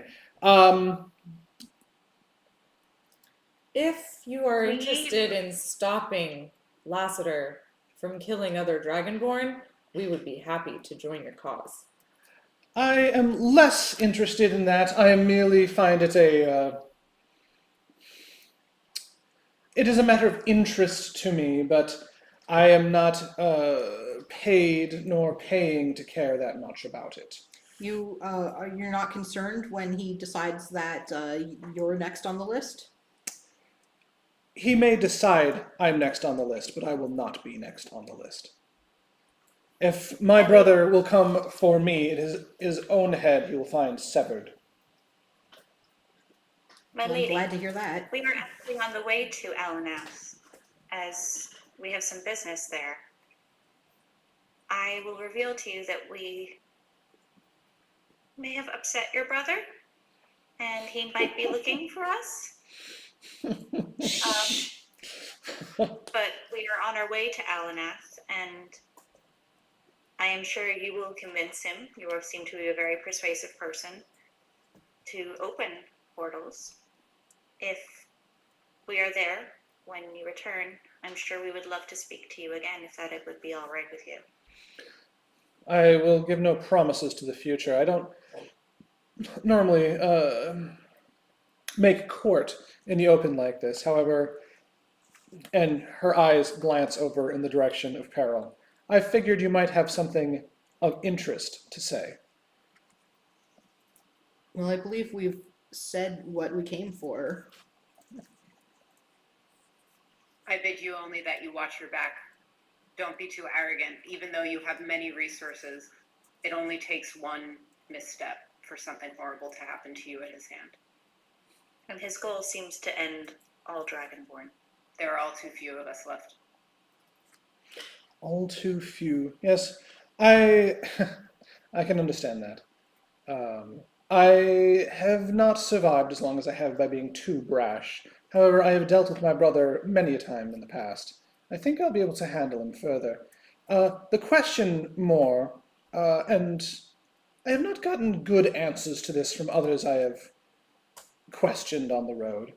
What are the defenses of Basilica like at the moment? I'm happy to give her what I know. I don't actually, as a human being, know what the defenses are, but Yeah. I would tell her what I knew. Given that Peril and I both and Honor rolled very high on history of knowing what the gates were and everything, Yes. would we therefore know quite a bit on the defenses? You know enough about the gates and the guard and stuff. I think you could probably give a mediocre description though, simply because it's not like, Fresh. yeah, it's not fresh and it's also not something you're really inundated with. Like you don't know what types of like turrets they have in their towers. You don't know what kind of weaponry they're using in here and there, the gadgets, all of the enchantments, simply because you'd never cause or need to. I mean, we can describe the blimp thing. Yeah, I Yes. was going to say probably go over in detail what we saw with the blimp and how quickly it moved. Yes. A fast-moving air vehicle is an interesting conundrum, but I believe I do have the answer for that. I'm also not sure what exact threat it would possess other than being large and imposing. How about this? Should you arrive safely at Alanath, and I am sure that you will, check in with my chamberlain there. His name is Castaigne.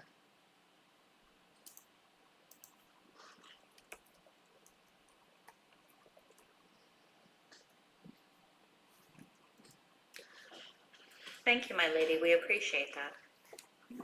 And I do hope that your errand does not lead to all-out battle. But if you find yourself at odds with your brother, just know that there are others in the city who do not support him. That is interesting to know. A conflict from within and from without. Well, I don't know exactly how I could leverage that from the outside of the walls, but I'll see what can be done. I hope you and your, was it Nilanwe or Ilanwe? Ilanwe. Those are very similar and easy to make mistakes on, so Fantastic. I have not heard of your god or goddess, but may she be strong with you. Thank you. May she show you the path that is best to take. Yes. Lady And- Descent, are there any other Dragonborn in your court or in your city that you know of? No. Actually, no. Do you know the location of any? Because we wish to warn them of your brother's pursuit of their death. Well, I do know of one, or at least one that might still exist. You have Right. visited the City of Murmurs before, have you? I don't know, have we? No. No, No. no, we haven't. There is the Mad Wizard who lives near the City of Murmurs. He experiments in crude biological things and in magical spells and whatnot. He has done experiments on the large number of undead that still exist in the City of Murmurs. I think his name was Arcturus.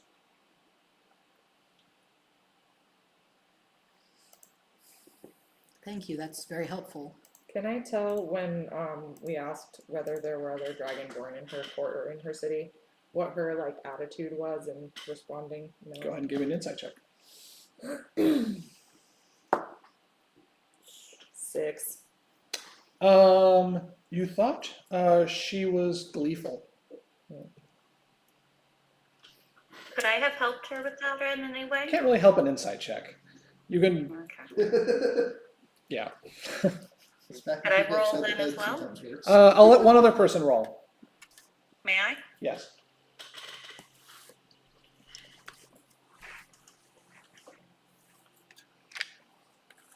So that's a 24.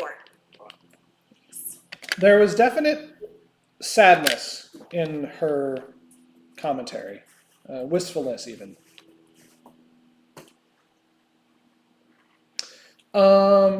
Since I've mentioned the City of Murmurs, anyone who's trained in religion can roll if there is someone.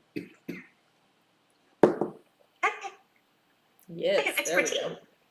go. 22. 15. She did better. All right, so with a 15, you know that the City of Murmurs is some basically bastion of undead that's in the southeast of the continent. It's very south from Elenath, and is it's like the front line for a lot of death priests. Like that's where they go to ply their trade in earnest. With a 20 plus. You know that the City of Murmurs is basically the former capital of Acopia. That when there was, this big upheaval of events around Grant Acopia's abdication of the throne, that a large, basically stockpile of undead was discovered, and it was like an anthill that was kicked over, and they just covered the area. And that there was also some sort of very, very powerful quasi-undead that leads them, that rules over them. And also that, this is basically the one place where death priests are more like warriors and less like priests. Mm.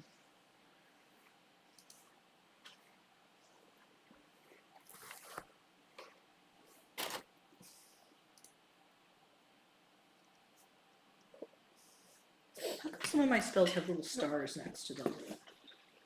I believe that means they're being upcast. I'm not sure though. It's like a low-level spell that's in a high-level slot. No. Little stars? One of my cantrips has a star too, on next to the effect section. Oh, I see that. Oh, maybe that isn't what it is. It's like a category. Mm. wonder if that means that something about how it's They're blue when they're being upcast. yeah. Oh, blue, that's right. I knew there was a thing for that. Is it a concentration? Is it a ritual? Is it a upcast? Is it require expending components? That would not be true for cantrip. Those are just a few random guesses off the top of my head, but I'm Sorry, I didn't mean to derail. yes. So yes, that is the only one that I am absolutely aware of, but not really an individual you just go and hang out with. It sounds like that, my lady. Well, may your safe return see a dragonborn back to LNS. And yours as well. She holds up a gobleted fist to her helmet, taps it, and then strides back into her palanquin and clunkily gets into it. Get off Forward! Also, please get off the road. We'll get off the road. Get off the road, yes. Well, wouldn't it be nice if when we get back to Basilica, she's already defeated Lassiter for us? We're allied with him. There's the danger.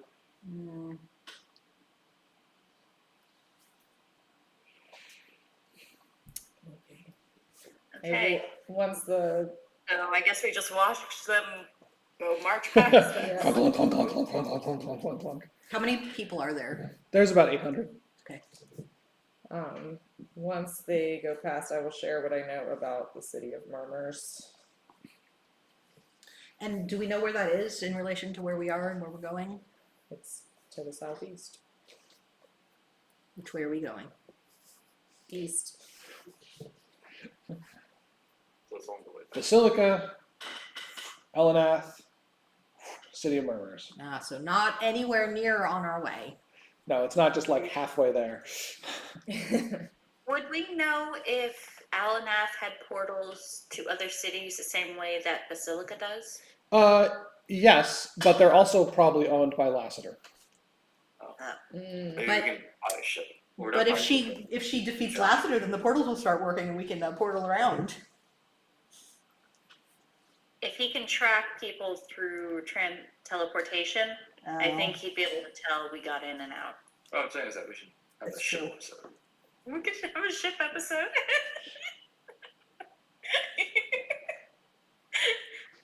Wait, who Maybe are we should shipping? find a cart or something to shorten our trip or something. Yeah. Or horse. See if we Horses? encounter any other people on We the should- way to yeah, Alanath and hitchhike. Any wagons? Any wagons? No? No.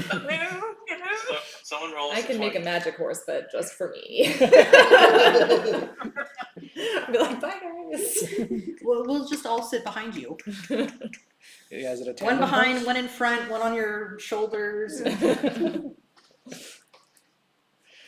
Yeah, this is where you well, yeah, so you could have the druid polymorph into a squirrel, and then What druid? yeah, if you had one, you know, what I'm just saying, it's like Well, I'm if we like, had one, wouldn't we want them to Wrong polymorph into a campaign. horse? We don't have a druid.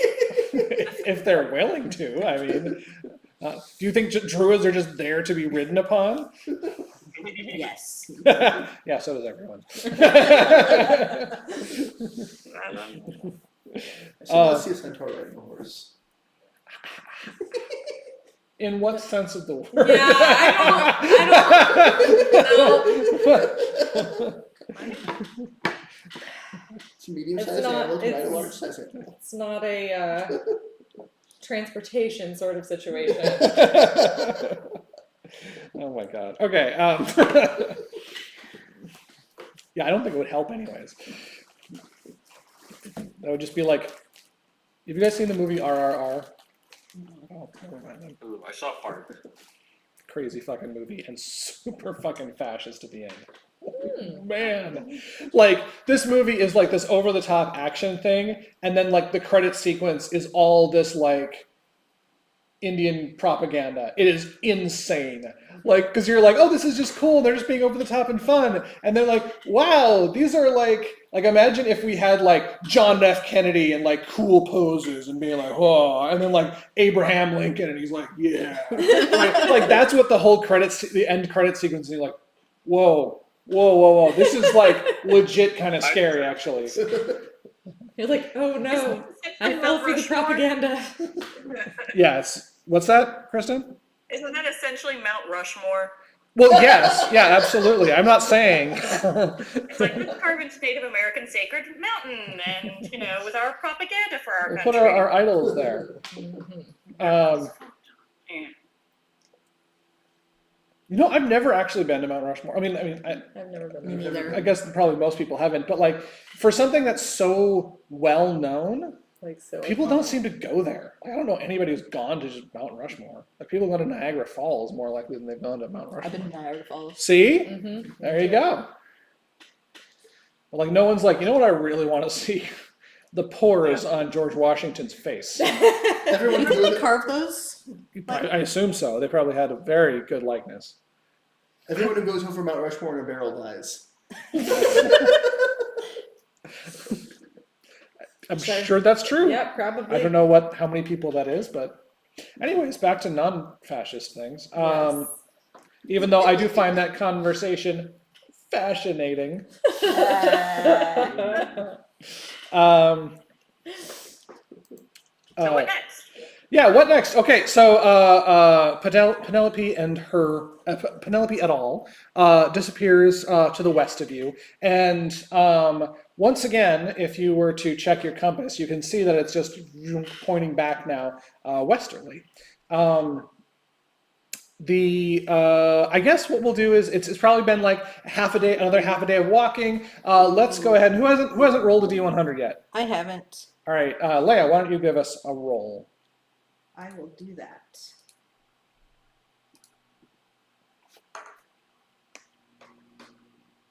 Four. 4. So we've had 2. Roll again. Okay. I'm gonna get the birds again. Yeah, really. 83. 83. Okay.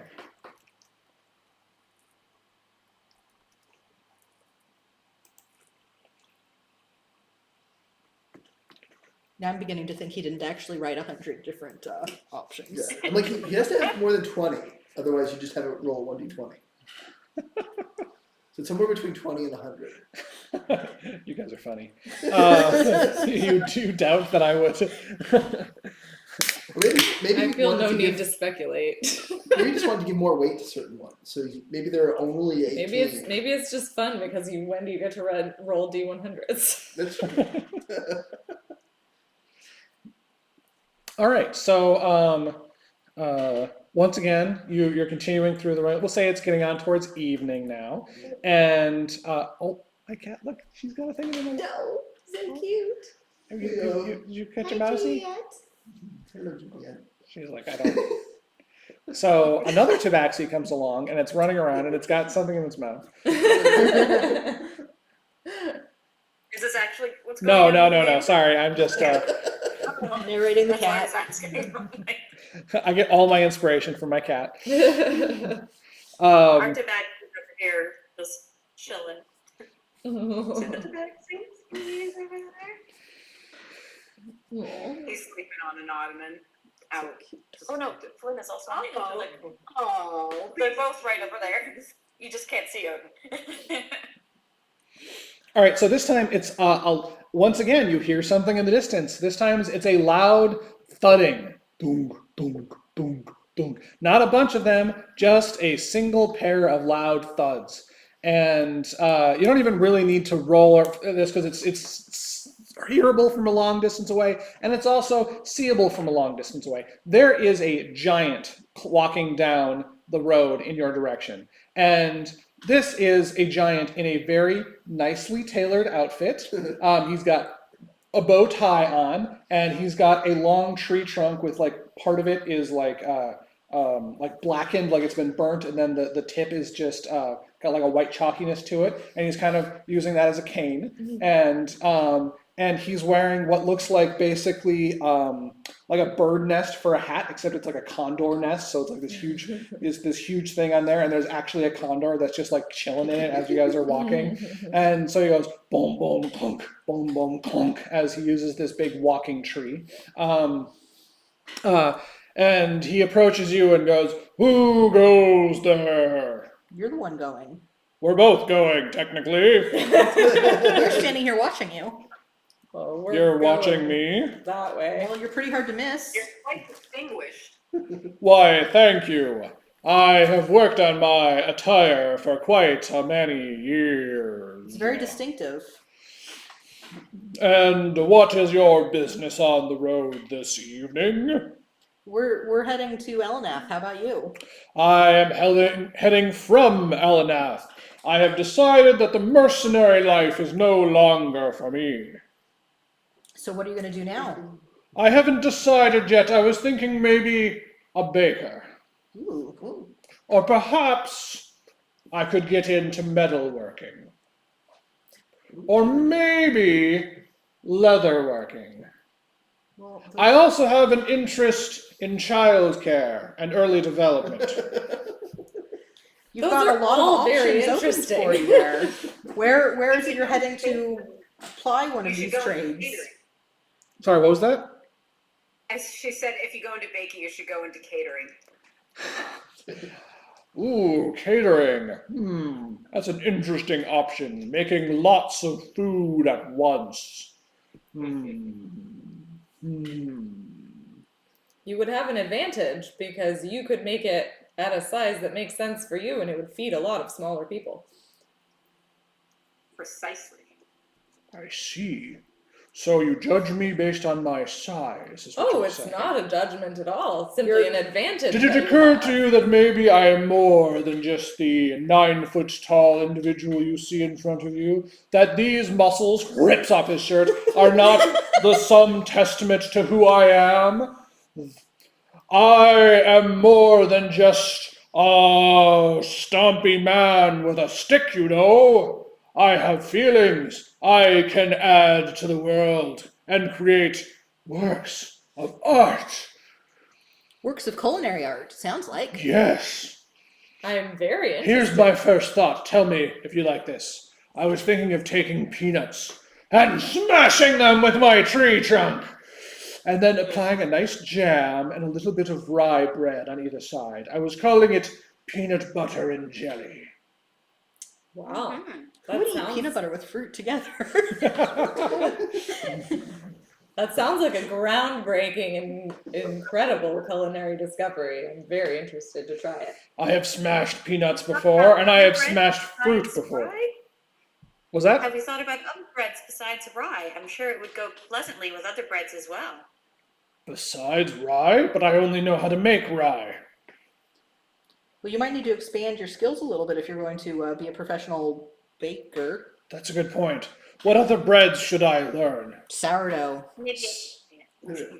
What tech level is D&D? Like, have they invented sandwiches here? It's Did such you a just silly thing. invent I know sandwich? it's a complex thing to make actually, just because of bread and cutting and stuff. But yeah, I'm gonna say yes. I mean, Okay. we're slicing the bread. Slice bread with what? My nails? Knife? Or Don't you- you have a knife? Sword. I think people would like that. You could make a baguette and maybe open that up and fill it with things as well. The condor screams. There's Um, a condor in the nest? Yes. Said, yeah. Oh, I wasn't listening carefully enough. A baguette. That's like a little baggie, right? I have not had this kind of bread before. You say it is like this. Is it also a weapon? If it was stale enough. You probably could smack someone with it. Make it big enough. You gotta get I the mean, it's dwarf called bread a for baguette that. because it kind I of know looks like you a hat. think of me only as a weapon-wielding giant of war. You're the one that brought up weapons. We were Well, talking about it's baking. called a baguette because it's supposed to resemble a chopstick. Do you know what a chopstick is? It's like when you take your tree trunk and split it in two and then hold it in your massive manly hands and pluck vegetables out of a salad, right? Yes. I don't eat salads, Well, it's used to eat a number of things. but just one at a time, so not really.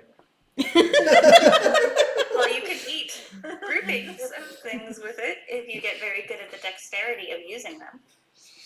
You're saying you think I'm oafish because I'm not dexterous. Well, I'll have you know that these fingers here can lift and twirl. And he starts to twirl his cane, like in his tree trunk, like boom, boom, boom, boom, boom, boom, boom, boom.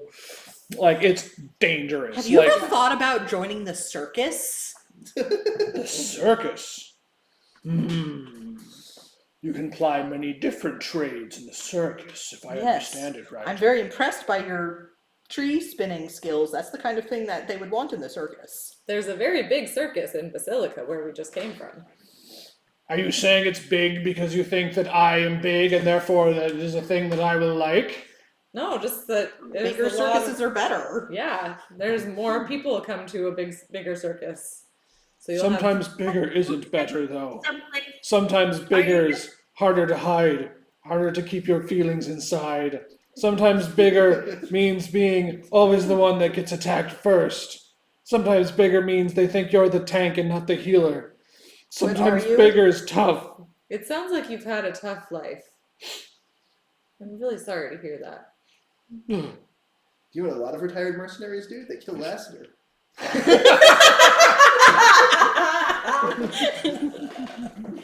Who is this Lassiter you speak of? And why must he be slain? Oh, he's trying to kill all the Dragonborn. And also anybody who's really big. As Dragonborn are. hmm He really hates people who are big. Wow, what a jerk. He is a jerk. You know, one day, and he like crouches down and sits down next to you, so his like knees are at head height. One day, we were fighting a wizard, and the wizard cast polymorph on me, turned me into a pigeon. I was small, and I could fly. I never wanted to turn back. Oh. It does sound like kind of a nice existence.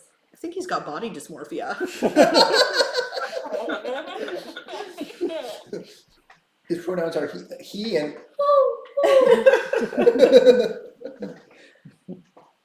Should introduce him to the other birds. Anyways, I have taken up enough of your time. I must go once again stitch my shirt back together. And then I will head onwards. I don't suppose any of you is particularly adroit with a knitting needle. Oh, me. Hi, here, let me help you. Yeah. Oh, thank you so much. It's just like, you can see the seam here. I always rip it the same. It's basically tearaway at this point. Oh, yes, I see here. We'll do a reinforced Does seam. that recommend Velcro minded? What is Velcro? Little tiny Is claw that clips. like a pigeon? I don't know the Velcros. Yes, it's like a pigeon. So this shirt back together. Well, pretty good work. Thank you very much. Best of luck to you. Good day to you. And he walks onwards. That was interesting. Mhm. Oh my. Maybe we should not have sent him after Lassiter. I don't think he was going to take us up on that. Oh, Should have told him about the pigeons back there. It's a good plug for your circus, though. I think he'd be happier in a circus than a bakery. You're probably right. I don't know. It sounds like he was looking for community more than anything else. Looks like he wanted to turn back into a pigeon. It's got, you know, in a wanted to city, try you anything probably new. probably get somebody to turn you into a pigeon. I mean, I'm sure that's a service you can buy. Yeah, but normally never mind.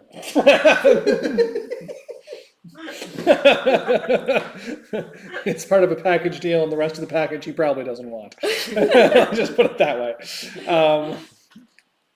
All right, so second evening, are we going to do the same split that we did last time? Yep. Okay. Is the compass still showing Pointing back to Basilica. Yep, pointing in the direction that Penelope went. Okay, so like Honor's gonna do the learn language with Peril and then cast Arcanus Magic Aura again setup that we did before. Got it. All right. And No. I will not sign your pact.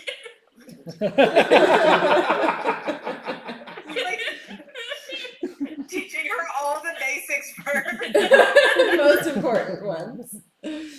wait while I read the fine print.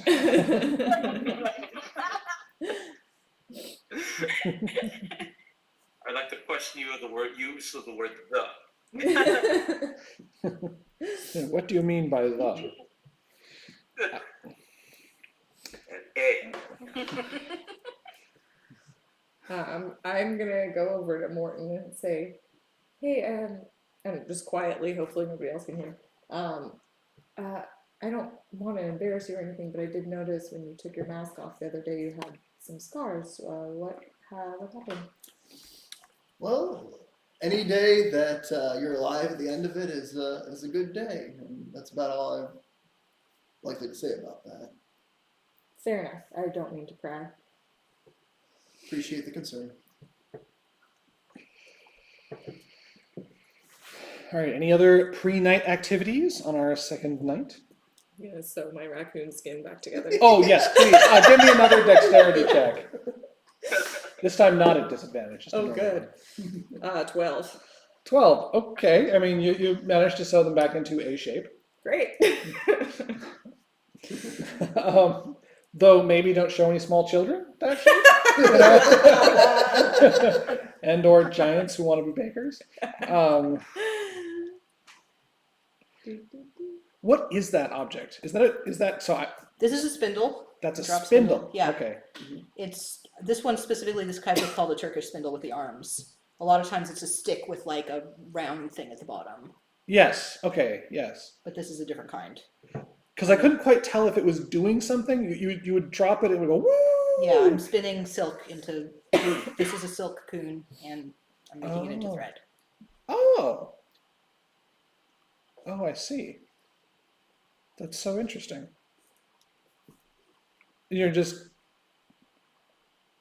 That's just how that works? Yeah, You just make it real thin and it doesn't just tear? right. Because it's spinning. It would just tear if it wasn't all spun together. That's why they use I the spindle to spin it. see. So it basically is a bunch of different like stringy bits, but then you spin them all up and they become a tight thing. Yep. Fibers, yes. When society collapses, I have people on my team who can make thread, so. Jesus, as a software engineer, I'm always terrified about the collapse of society because I will have nothing to do.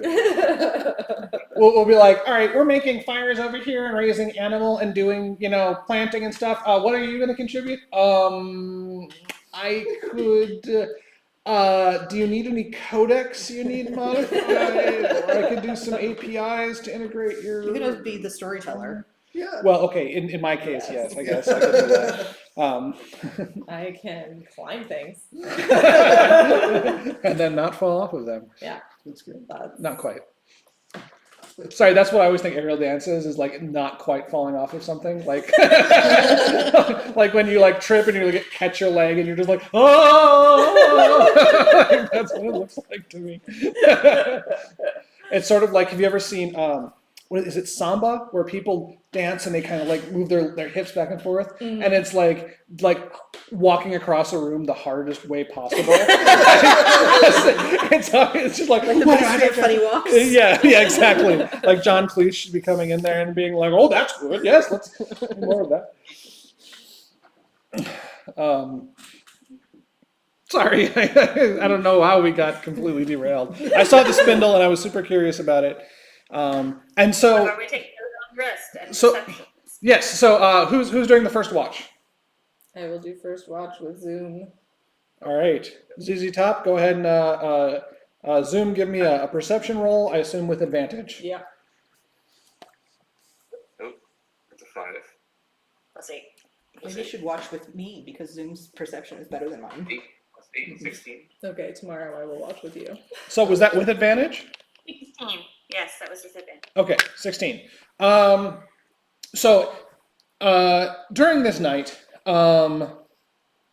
there is nothing that you notice going on. Second half of the night. So this is this going to be Peril and Zamboni again? Yeah. All right. So who's rolling? Are you both rolling or is someone rolling with advantage? My perception is +4. How about you? Mine is +0, so I'm helping you. Okay. And a good thing it is that you're helping me. Oh, that wasn't that much better. 12. 12. Okay.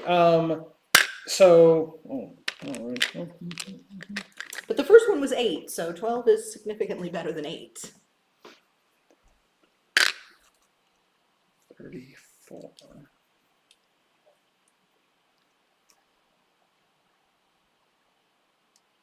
Where goes the window? Harold's just kind of absentmindedly staring back in the direction of Basilica.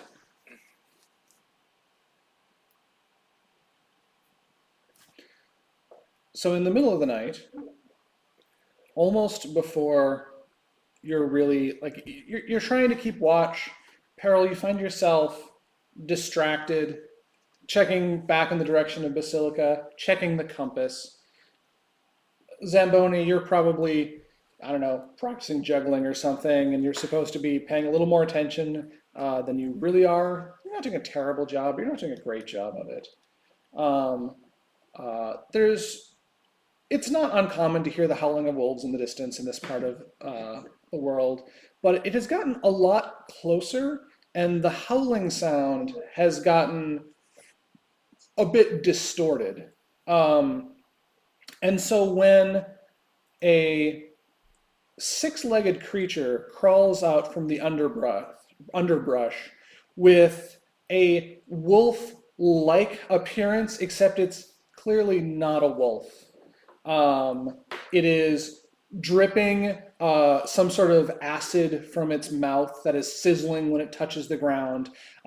Its different paws are kind of coming in at weird cadences, like it doesn't really know how to walk correctly.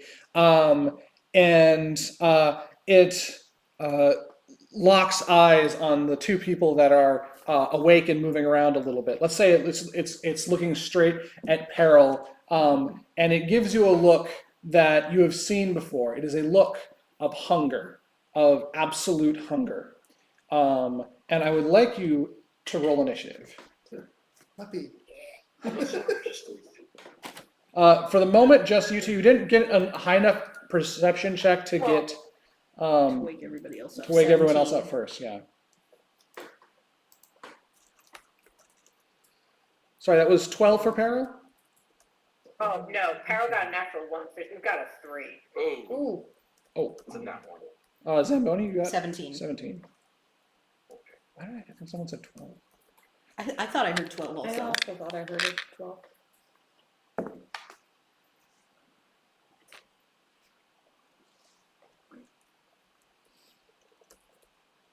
All right. So Zamboni, yours is the first action. All right. And we're just going to do this theater of mind because I don't have a bunch of random maps in my back pocket.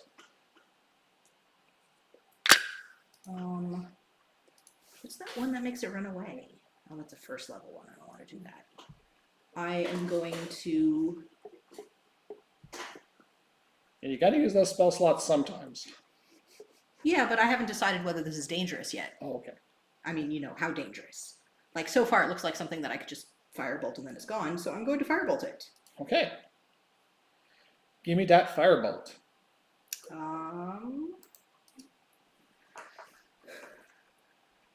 8. Plus, no, just 8? 8. Yeah, okay. That's with the So, your firebolts just completely misses this thing. You were maybe a little bit too surprised by it. You hear a slight, like, woo, and then a pigeon falls dead out of a tree nearby, looking slightly singed. You're not sure, but it might be wearing a thimble on its head. And there's a little red armband on it. Anyways, anything else you want to do? Let's say you're 60 feet away from it. I can do. I'm gonna move. I'm gonna shout to everyone to get them up, Okay. obviously, Excellent. and I want to move 60 feet. 30 feet. Yeah, I want to move closer. Okay. So you're now 30 feet from it. Yes, that is where I would like to be. Great. It's going to go on its turn. So this creature gnashes with its teeth a little bit. And then it starts to charge awkwardly in your direction. It gets right up next to you and is going to attack you first with its claws and then with its mouth. Didn't want to get that close to it. You said 30 feet? I know, 30 feet is exactly what I wanted, but then it came towards me. Yeah, okay. It was supposed to stay where it was. Oh, I see. It was just going to like chill. Yeah, exactly. Yeah, got it. Wait for my next Just attack. gonna sit there and go. Have you guys seen the Baldur's Gate 3 Carbon animations? I think so, yeah. Oh, those are Some of them. so freaking good. Oh, well, all right. So the first claw, it takes a swipe at you with claw number 1, and it just kind of like hits literally nothing. Like it just. That's as good as my firebolt. Yeah. Second claw is going to be a 10, I'm assuming is going to miss. Yeah, miss. All right. And then it goes in with its mouth and that's going to be a 17. That hits. Okay, so it gets its teeth down onto you, and you can feel like the acid oozing out of its maw. Let's see. So first of all, it does 8 points of piercing damage to you. Sorry, 4 points of piercing damage to you. And 3 points of acid damage to you. Does that matter to me? It only if you have like Only if I have- resistance or okay, something. Yeah, no. I got resistance against being charmed, but that's it. Yeah, it's not trying to charm you at this Not moment. very charming. Although that would be really funny. I have immunity against magical sleep. Yeah. So you can feel the sizzling of the acid on your flesh, and even after it's bitten you, it's still like your arm where it had managed to grapple onto is still in pain. Owie, owie, owie, owie, owie. Peril, it is your turn. Does it look undead? It looks very much alive. I am going to. I'm gonna also firebolt it All right. for try. Because it worked so well for me. No, I rolled I know. really poorly, so.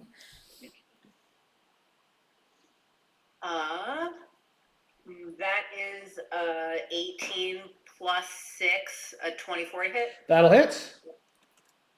2 d10s. That's an extra d10. D10. I got this one. Which one? This one or this one? Oh, okay.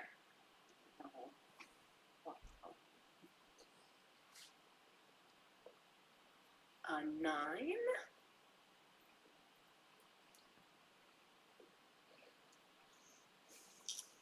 Nine and a 4 for 13. Yeah. So did you just borrow a second D10 and then still roll them one after another? Yes, I did. Okay. I just I was want. worried that my metal one was gonna scratch hers, and then I was like, I should have just rolled it twice. I don't know why I bothered to do that. Okay. So it's just the 2 d10s, right? So it's 13. Yeah. 13. Okay. So you managed to sizzle a wound sort of near where it's one of its 2 abdomens, because it's got 2 sections where its legs join with the other part of its legs. Now we're gonna go to the second round. Everyone else is now woken up, so please give me initiative rolls. 15. 16 plus 8. It's 24.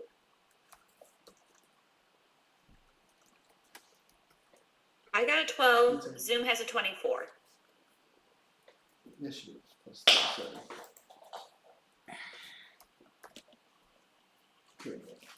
Morton. 21. Our rogues are definitely going first. All right. 21. Morton. All right. Zoom. You are currently prone in a sleeping position. go ahead and or meditative prone, whatever. So if you are 30 feet away from it, but you are prone. So go ahead and take your turn. Okay. But he can sneak attack it, right? Because when he gets up, because it's close to both Peril and. Well, Zamboni, it's right? close to Zamboni. It's not close to Peril. Well, Peril, did you move up next to it? I didn't actually ask. I'll probably move closer to Zamboni to try to attract its attention. Okay. Okay. So do I have to spend a turn getting I'm up? soft or- and You spend half of your movement standing up. Okay. So I'll get up and is there like cover nearby that I can? You guys are in a bit of a clearing, so there's not really cover nearby. And you're not a halfling, so you can't hide behind one of your allies. So no cover. No sneak attack. No, you can sneak attack because it's near Zamboni. Yeah, you just don't get advantage on the attack roll. Okay. All right. I'll sneak attack and attack with my longbow then after getting up. All right, go for it. Give me a roll. Where do I go for stuff? Yeah, see if you hit it. Oh Jesus, that's a nat 1. Oh no. All right, so you basically pull the arrow back and release, but you realize that you hadn't actually grabbed an arrow and there was no arrow in your hand. Like, oh man, this is what happens when you try to fight right when you wake up. Where did I put that arrow? Jesus. So there's basically just a twang, and then you all look over it at Zoom, and you're like, what's going on? You're like, Morton, your turn. Okay. I'm going to use what's it? Minor illusion. Okay. Make a growling sound right behind this thing. All right. Are you trying to distract it? Distract it. Okay. Make a deception check for me. Deception. Okay. Yeah. Because you're trying to convince it there's something behind it. 18. 18. So it's in there. And it looks behind it. It is momentarily distracted. So it will have advantage on or disadvantage on its next attack, I guess. That is your action for the turn, however. And my minor action, I just want to like get out of bed. I guess. Yes. Okay. You get out of the covers, stand up, Grab my weapons. grab your weapons. All right. Zamboni, you're up. Great. I am going to dissonant whispers at it. All right. What is the check on that? Wisdom.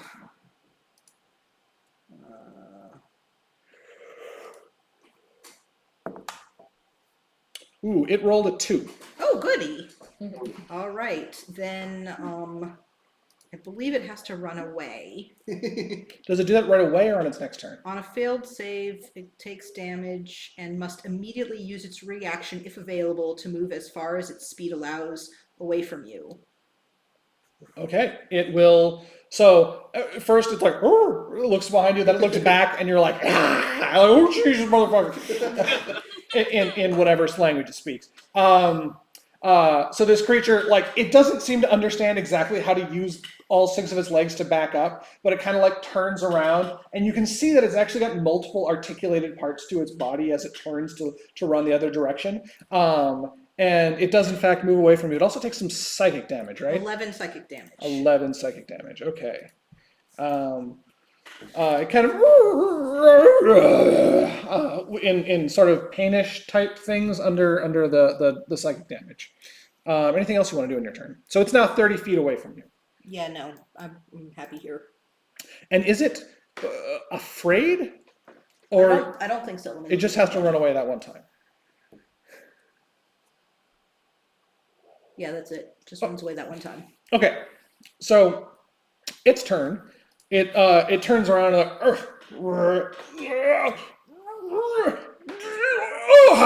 and it like splits into 2 pieces. So like the first set of legs like pulls away, and it's like its mouth.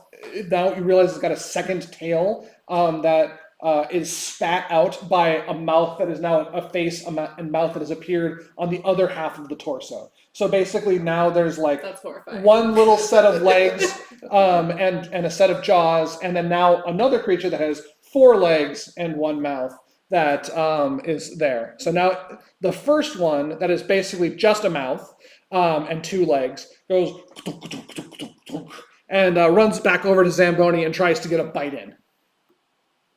Like, oh, you gotta be kidding me. Why did I not use silvery barbs last time? I forgot about silvery barbs. So that's going to be a 24 to hit. Oh yeah, that hits. But can I use my silvery barbs now? You can, yes. Mark it off. Where the heck are they? Silvery barbs. Okay. I've marked it off. 11. Does not hit. All right, so your flash of silver appears between its jaws and you, and it suddenly is redirected and confused. So it has missed you, and you get to empower somebody with advantage. Oh yeah. Me. I'm going to empower me with advantage.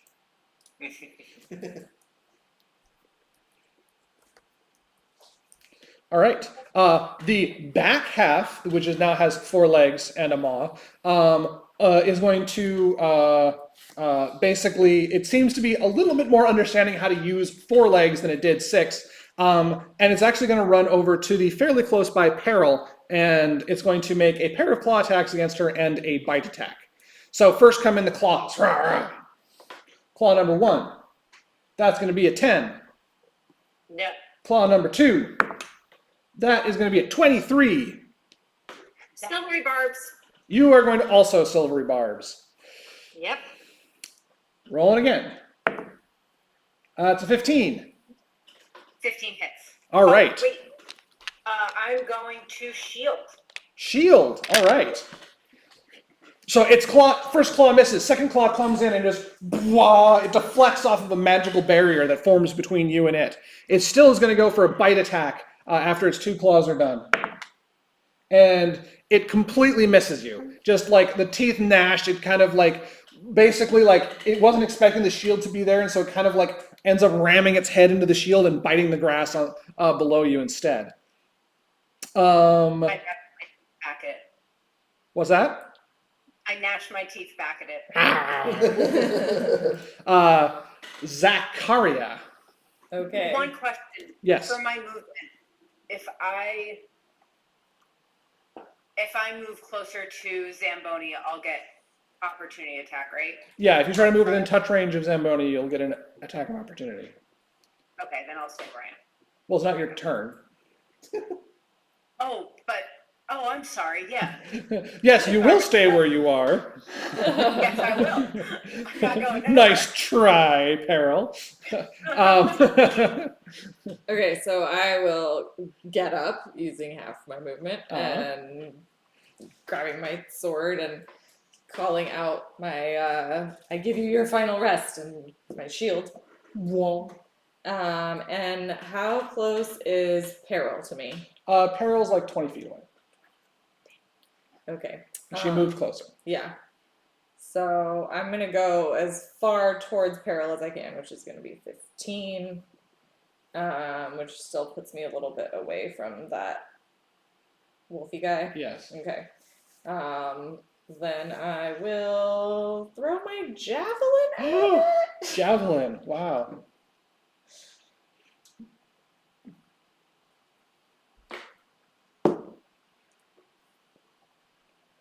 $17.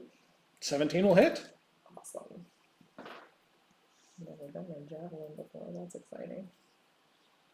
Okay, so 6 plus 3. Woo! 6 damage. It went way over there. 6 damage. Okay.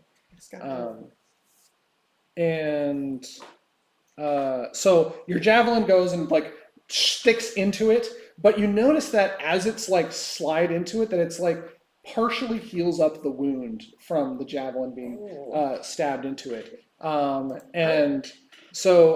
Yeah, it apparently has resistance to, I'm assuming this is piercing damage. Or I think so. Yeah, javelin. piercing. But at least non-magical. Okay. Okay, so that was move and action. Yeah. We're like, what is there? What are these things? And that's the end of my turn. All right, Honor, you're up. I am going to use half my movement, get up, Okay. and then I'm going to chromatic orbit at 3rd level. Oh shit. The 4-limbed one. Okay. That's a crit.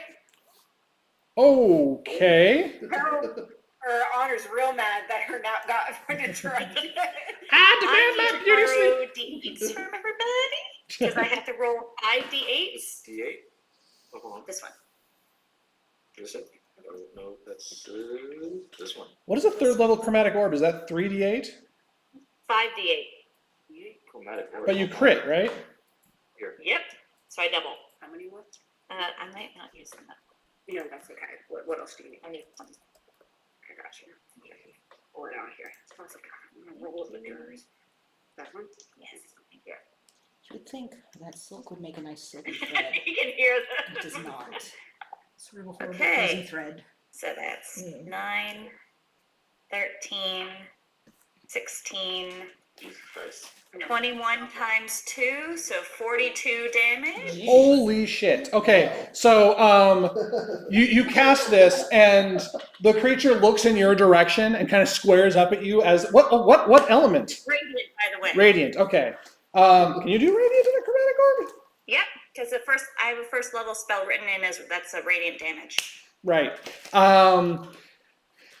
So it looks in your direction and it just goes, "Rah!" And basically its mouth opens and the chromatic orb just goes straight into its throat. It just, and you can see like holes appearing in its hide and lights going, pew, pew, pew, pew, pew, and it goes all the way down. And there is a boosh explosion as the gap between its first and second set of legs breaks apart, and you can see a second mouth and a second tail that's been just disconnected in between, and then the second mouth, the second head is also then impacted by this orb that's passing through it, and it also just like discorporeates in a blinding light as this just and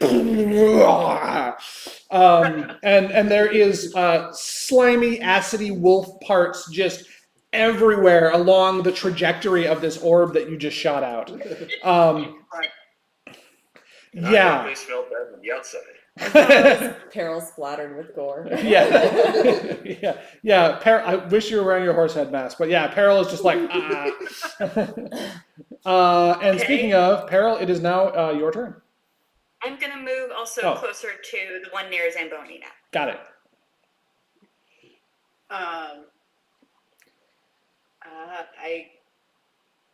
Perils, yep, she's gonna firebolt that one too.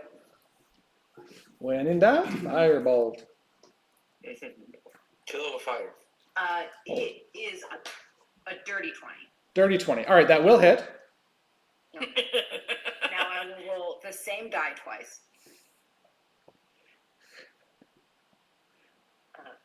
3. 13, 3 and a 10. Not bad. That's another 13 damage. All right, so that brings up to that number. So it this one like nails it into one of its two, like it only has 2 feet, right? It is this very weird looking thing. Like imagine if a dog just had 2 legs, and it goes and kind of limps away from you. However, we are then going to go on to the next round. Zoom, you're up. Okay. I will attempt to. I can't sneak attack, right? Okay. And how far away is this 2-legged dog thing? It's like from me? 20 feet, 30 feet. 30 feet? Okay. Yeah. All right. I'll try to sneak attack again with my long bow. And that's a 6 plus, what was it? 6 plus 7, right? 15. But 7. 6 plus 7 is 13. No, 13. Sorry, 13. Yeah, 13 is not going to be enough. It actually manages to stick into the thick hide of the creature and does not do any damage to it. Oh. Yeah, I guess that's it. All right. Morton, you're up. Okay. Let's see, I don't know if I had anything that does magical damage, so. Wait. You think they're probably intelligence of 3 or less, right? They're pretty dumb. I mean, this is not a smart creature looking. I'll just take a stab at it. Okay. Does it seem like it would be resistant to that? Like it would do any good? You're not sure. You know that it resisted a javelin. I don't know. Well, might as well try it anyways. I can always. I'll give it a shot. Sure. Okay. Do I need to use a ranged weapon so I'm not in the way of other people's attacks? No, you can get up at melee range if you want to. Okay, Should short use sword. Steady Aim. I'll short I sword it. forgot though. It gives me advantage on my next turn. And you just have a normal short sword? What? You just have a normal short sword? It has. I can't remember if you got an enchanted short sword, if you had the +1 short sword or not. Oh, what was the plus? You got +1 short bow. So I. Short bow, that's right. Okay. Okay, so if that's helpful, then is that magic? Well, the bow is the arrow, not necessarily unless you have a +1 arrow. Yeah, I bought +1 arrow. Oh, okay. You can use a +1 arrow, yeah. Okay. Yeah. I'll fire the +1 arrow then if this thing needs magic. Okay, go for it. So use your short bow and add 1. Oh, I should. Sorry, I just rolled a hit. 14. 14? 14 is going to miss, actually. So your arrow kind of plunks into it basically like careens off of the thick hide on the outside, embeds itself into a tree trunk nearby, and then like you can see it crack as the arrow breaks. Jeremy, one thing. Yeah, Could I go back and like take a bonus action for my previous turn? sure. Yeah, what do you want to do? I have an ability called Steady Aim that, as a bonus action, you can give yourself advantage on a next attack roll on the current turn. You can use this. You can use this bonus action only if you haven't moved during this turn, and if after the bonus action your speed is 0 until the end of the current turn. Ooh, okay. Yeah, I guess so. What is that from? This is a 3rd level rogue feature. But that looked great. Okay. Sorry, I just wasn't familiar. That's okay. New rogue.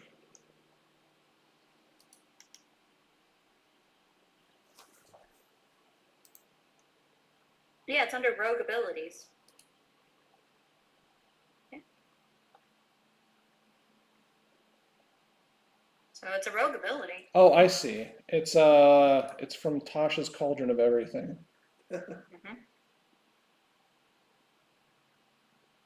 Okay, so when a rogue hits 3rd level, they can choose to pick up this ability. Instead of giving a new bonus attack action. Oh, okay, cool. Great. So that gave you advantage on the roll? On the next turn. On the next turn. Okay. Alrighty. Morton, you attacked and missed. Yep. So it is now going to be Zamboni's turn. And this thing is really on its last leg. There's only one thing left, right? Yeah. Yeah, Honor critted the shit out of the other one. Then I'm gonna try firebolting it again. All right. 12. 12. Yeah, I'm not rolling so great on that. I just woke up. Big miss. No, Okay. she didn't. Yeah, no, Zamboni I was on watch. Oh. Anything else you want to do then, other than your fail bolt? How close am I to it? You're at melee range with it. Is there any way to get away without provoking attack of opportunity? Not as a bard, no. Okay, I'm just gonna stay here. Okay. I'm not gonna give it an extra chance to bite me. All right. The creature is going to take its one chance to bite you now that it's his turn. Its turn. I suppose I should have used that thing that makes it run away again. Well, I Did mean. you use your advantage to? Oh yeah, you Oh, gave yourself advantage. Roll I one more time. forgot. Thank you. For your silvery barb. I'm going to firebolt again. Let's see. 9. 9. Wow, impressive. Yeah, I don't think I've rolled anything above a 5 when I rolled to hit firebolts. Okay, now it can try to bite me. Now it's going to try to bite you. So it basically like uses its one last remaining working leg and pulls itself over to you and then goes in for a snack. That's going to be a 16. Yeah. All right. So it just managed to and get onto you. So More silvery barb, so it's going to roll again. That's going to be a I'll 12. give myself advantage. No good. All right. So once again, it's luck fades, and Zakaria, it's your turn. Yay! I want to run over to it. Is it within 30 feet of me? It is, yes. Yay! I'm gonna hit it with my sword. All right. Can I shrink my shield down and hit it with my sword two-handed? Absolutely, yes. Oh no. 13. 13, no, that's going to miss. I'm sorry. So you haven't really gotten the hang of the whole like shield in, shield out thing, Yeah. and so you're like, yeah. It's sort of like when you put something into the refrigerator instead of the microwave, and you end up like punching it with your shielded, like, oh wait, no, that wasn't. I was supposed to. Crap. Yeah. Dang it. Honor, it is your turn. Okay, I am going to Radiant Firebolt it, Okay. and I have advantage, so I'm going to.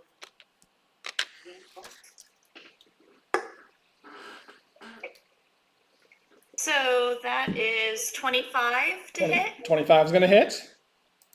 Okay. 2d10. Hold on. Do you need a D10? No, I'm good. That one I have to. 14 wouldn't have hit, would it? I was looking at the wrong thing. So that is 11 radiant damage. 11 radiant damage. The creature explodes with light from the inside. Its last leg kind of flopping to a halt, and it immediately decays into a pool of acid. That's Slytherin. Oh, speaking of acid, gosh, egg on my face. Zamboni, you should have taken another D6 acid from the acid that's burning away at your arm at the beginning of your turn. That's another 1 acid damage. Ha! And you didn't think this was a scary monster. No, I just didn't assume it was a scary monster. All right. So that is it. The 3 different segments, all of its legs are defeated, as well as all of its mouths and tails. They've all fairly quickly just kind of like in a gurgling like mess turned back into their basic parts, and there's kind of just like a wolf stew now, if you will, in the place where the wolf used to be. Who made a wolf version of Human Centipede? That's what I want to know. Wolf thing. Wolf and Centipede. And it definitely wasn't an undead thing, right? Why don't you go ahead and give me a religion check?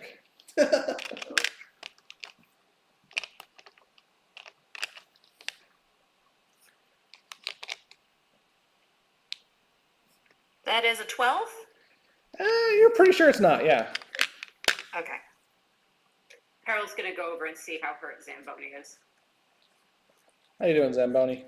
Oh, I'm okay. I wish I could rest again though. What time of the night is it? It's morning, basically. Yeah.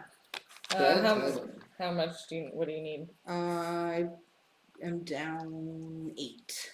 I will give you 8. Lay on hands. Thank you. So, Zamboni, when Zakaria gives you the lay on hands, there's just a brief moment where you have a connection with some other being, and it is foreign because you're not really a religious follower of anything, but it's an unusual experience. It makes you feeling like maybe you've been missing something this whole time. Make it stop. No. It's gonna be okay.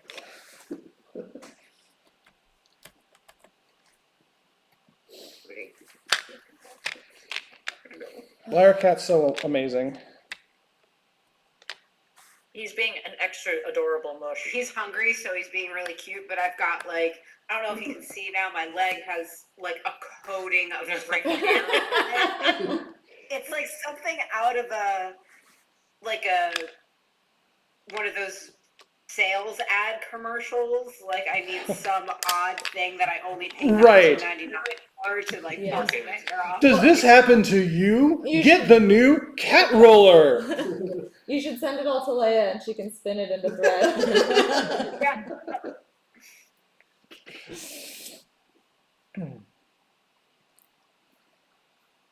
Okay, is it the middle of the night? Is it morning? Is it what? Do I need to go back to sleep or? No, it is not. This is the next morning. Okay. We get no long rest. You do get a long rest. But Okay. after You- the battle. Before the battle, you would have gotten the long rest. Yeah. Okay, so those lay on hands points are gone for the day. Yes. Got it. Okay. Sorry, probably should have been clearer about that, but meh. And I don't think Yeah. I'm not into being clear. I just whatever works for me. Well, I'll just go ahead and kneel down and thank Ilanwe for her help and Is there any way to like investigate the origins of this creature, where it came from, or how I it mean, came to be? Try which kind of check would you like to use on it? Because what you now have, like I said, is a goo that used to be some sort of weird wolf thing. There you could try to analyze it in some capacity, medically, or magically. Yeah. To like Nature figure out would what it also is? be one that would if it's a natural Can creature. I use the identify spell? No, identifies only for objects. It's an object now. Oh, maybe I'm thinking. Hold on. Investigation check, or not medicine. Medicine would be the most reasonable. Oh, wait. If instead you touch a creature throughout the casting, you learn what spells, if any, are currently affecting. Okay, that probably wouldn't be that helpful. Yeah. Okay, fine. Should I do nature or investigation? So it depends on if you're trying to rely on your understanding of the world, or if you're trying to see if there's some clue about it in the mess that is left. Alright, clue about medicine. 12 plus 2 is 14.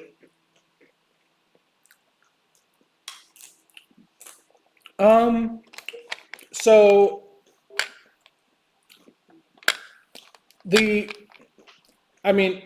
it is really gross what you're kind of looking at.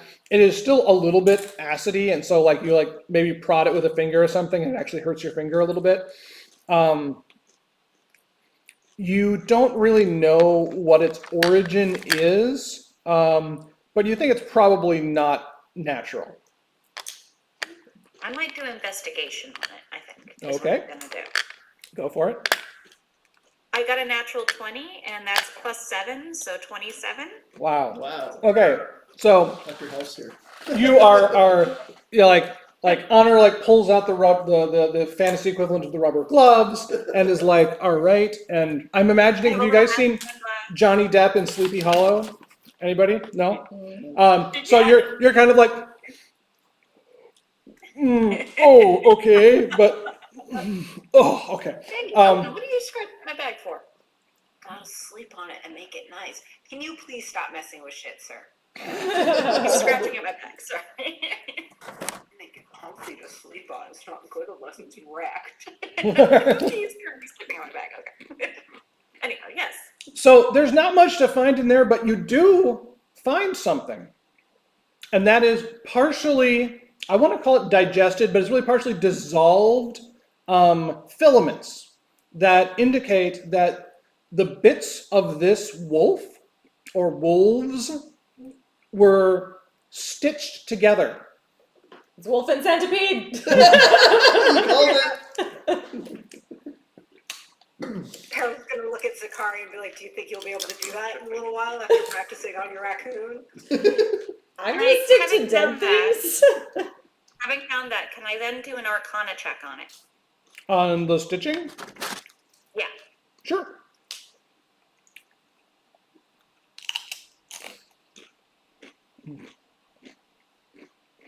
That is a 27. Doesn't seem to be particularly based in magic.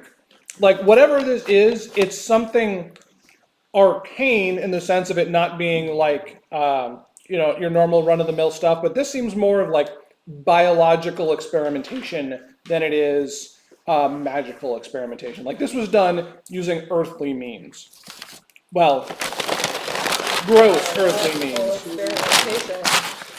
Penelope told us that But he was a wizard.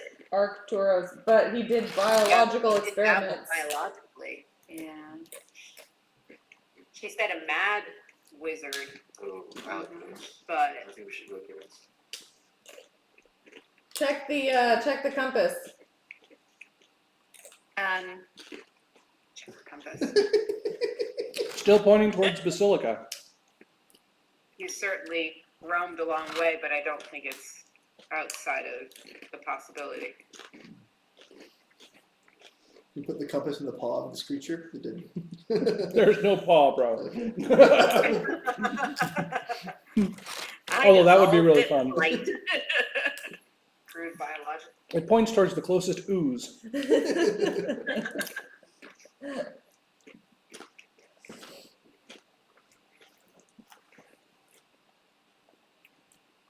All right, anything else you guys want to do in regards to... So literally when I designed this monster, I called it the Wolf with 3 O's. I like it. That's great.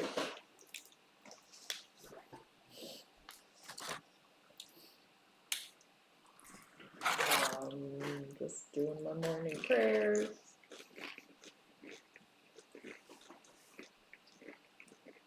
Okay, well, I don't think we could tell where it came from or doesn't seem to have any magic tied to it. So I guess we just continue on our way to Alana? Sounds like it. Is there anybody who hasn't rolled yet? For the Hasn't rolled what? D100. The D100. Oh, I'd like to, yes. All right. Some, you know what? Which one is it? Gotcha.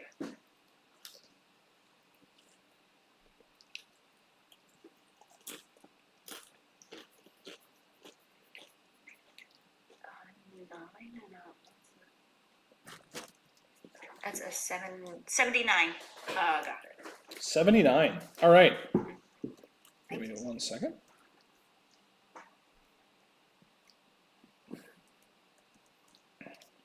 I do think as we're walking after this like full display of radiant damage, Peril's going to take out Clarity's holy symbol of Vigdaladon, and she's going to give it to Honor and be like, I think you should take this.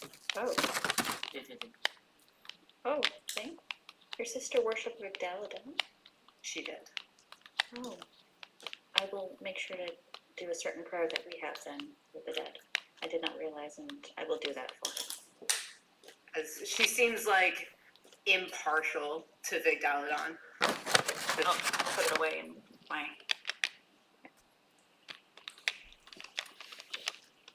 Okay, so you rolled a 79. So you guys are once again traveling for a couple hours, and the weather starts to get rougher and rougher and rougher until storm clouds appear in the sky. Big black clouds. You can see that there's rain in the distance. You know how you can, when there's raining over there, like everything gets a little bit smudgy. And so you start to see that, and it's getting closer and closer to you. However, there's something weird about this. Zoom notices it first, as he is often wont to do. But normally when it's stormy, the storm is less localized. This seems to be like there is a storm right over there, but not over there, and not over there, and not behind you. And so you guys are walking into this raininess, this storminess. There's the occasional crackle of thunder and lightning. When you see a lone traveler wearing disheveled clothing. It's a feminine figure, fairly small. And she is walking. She doesn't seem to be affected or bothered by the rain in any way. Her hands are clasped and held at her sides, and she's walking down the center of the road, and it seems like she's like mumbling or grumbling to herself. She has her own personal storm. Yes. Is she from Encanto?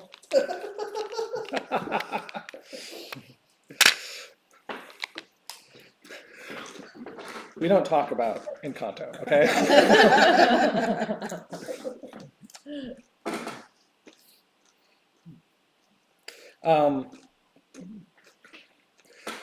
So, and she doesn't seem to really notice you guys at all. And if you don't say anything, she's probably just going to walk right past you.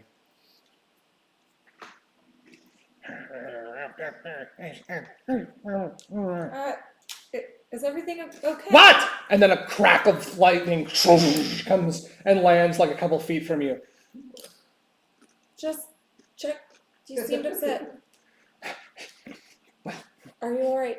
Yeah, I guess so. I'm just really angry is all. What are you so angry about? You, and she looks around like, you might know. Who else is an elf here? What? I'm trying to remember. You're a human, right? Yeah, Wood elf. yeah. Wood elf, and then Zamboni's an elf. So, the woman goes over to Zamboni's like, you. How do I get back to the Feywild? I don't know.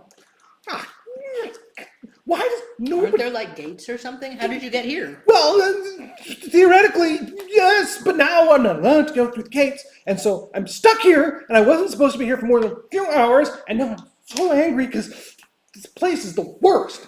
There's people, and they get angry, and there's stuff, and they keep telling me that I can't zap things. It's just freaking making me so angry. Jeremy, Yeah? the language in Feywild is Sylvan, right? It is. There's basically just a slightly different version of Common that they speak there. My Feywild is a little bit different than the normal Feywild, but yeah, there's like an Elvish Common basically. She is speaking in this Elvish Common, so it sounds mostly like she just has a fairly thick Feywillian accent. Which I haven't decided on what that would sound like yet. Maybe it'd be maybe a little Irish, but how would I do angry Irish? I'm not sure I'm ready to try that out, so we'll just go with it as is for now. Okay, so I think because Honor speaks Elvish too, she's just gonna be like, do you know where you came through at?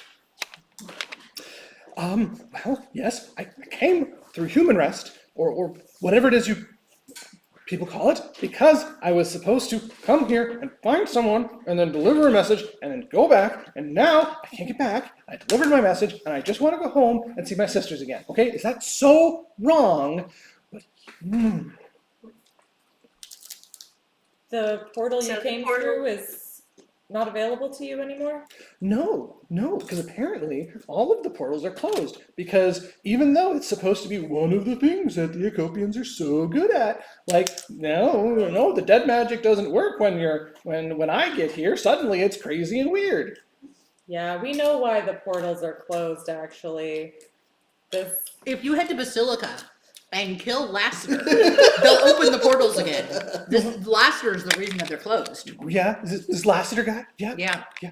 He's very powerful, I would be careful, but he is the one who owns the portals and he is the one who closed them.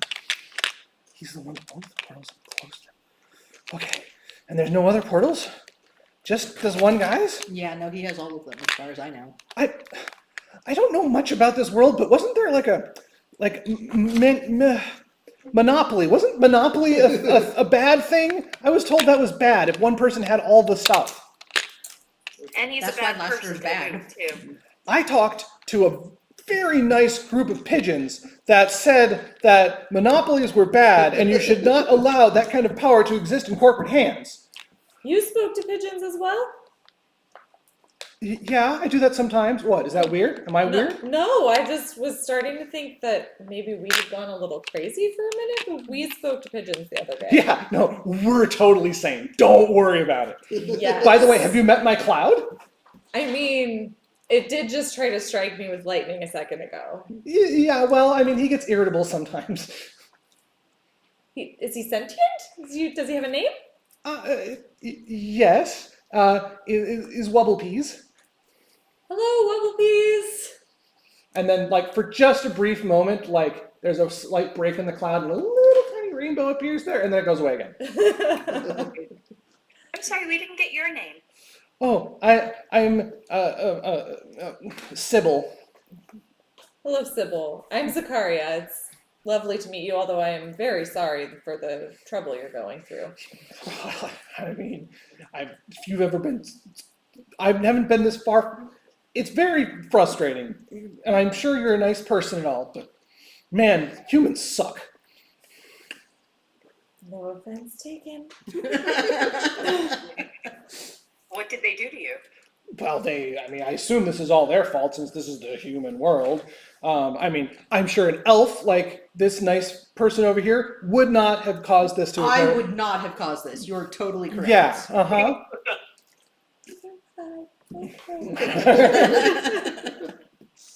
And I'm sure it wasn't you, darling. I'm sure that you're one of the good ones. But somebody here did some bad stuff. Yes. Lavender. Lassiter. And I've never met this human. What kind of rapscallion is he? Well, he's not actually a human. He's a dragonborn. A what? Dragonborn? Like a little dragon? No, it's like a humanoid-shaped dragon that's 6 feet tall. Oh It's my a white God! You don't have dragonborn in the Feywild? No! That sounds really weird. Is Beryl looking like herself right now? Yeah. Oh, is that? I thought this was an illusion.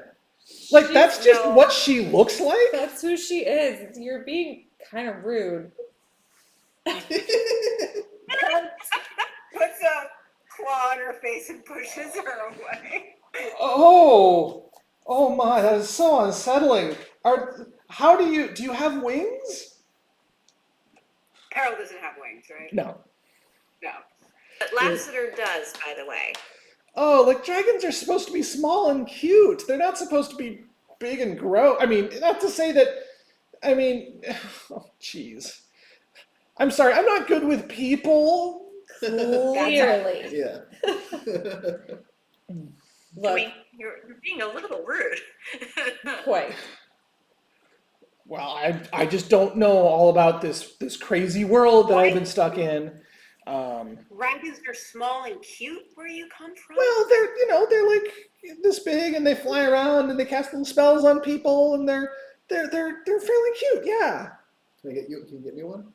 Can I get you one? I mean, there can be your friend if you ask him real nice. Okay. You guys you don't just own a person. What a Sure weird you sentiment. do. Ugh. Happens all the time.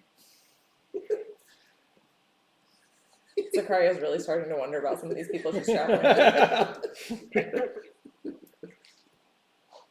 I mean, you're on a different plane. I'm sure you don't have anything like what I am either from where you're from. So maybe keep an open mind. Yeah, but I've seen a couple like you, and the horns are, it's kind of like an accessory. The mouth here though, and the nostrils, that's weird. I suggest maybe you just start keeping inside thoughts and not saying all of them out loud when you meet new people. So, like, lying to people? You're saying I should lie? You just don't have to say somebody's weird if you think they're weird. But they are weird. But you don't have to say so. I guess I don't have to, but shouldn't they know? Shouldn't I help them out? No. No. Well, in this instance, you're the one that's being weird. Correct. And You did come that, to this that plane didn't stop you from where- saying it, and maybe now I appreciate knowing that I'm the weird one. But I know that I'm on a different plane. I am an extra planar being as far as you're concerned. Ooh. But I mean that what you think is weird is not weird because you're on another plane. So you saying, oh, I should inform them that they're weird, but they're not weird where you have found them. So your supposedly suggestion for being polite and saying that to someone is actually not helpful at all. and actually not applicable. So I came here hoping to find a way home, and I'm getting a lesson on etiquette instead. Thanks very much, but I think I will just be on my way. And if you do happen to find any of my sisters, let me know somehow. I Actually, mean, you could have asked us. We know about portals, but wait, you know about you portals? decided to insult us. Yes, we know about portals. What do you know about what do you know about portals? Can I tell her some stuff about portals that she Okay. understands that I do know? Oh, magic I've line. never really thought that way before. It is interesting to think with portals. So, does that mean you can just set them up wherever you want to? I don't understand, because where I come from, all of the magic that we do, and at this point there's a gust of wind around her, and the sky kind of clears, the cloud becomes mostly transparent above her. All of it is tied into nature and living things, and how we can recombine them and make more of them than they were before, and it's beautiful and it's wonderful. But here, everything is dead and dark, and there is no life in your magic. There's no thing to it. Think It's just about it. You have streams where you're from, right? And rivers. yeah. The magic here is more condensed into basically streams. So instead of being dispersed everywhere freely, it's more like rivers that move through the world of magic. And it's more powerful when you're close to one of those places. And it's especially powerful when you have an intersection of two rivers, for instance.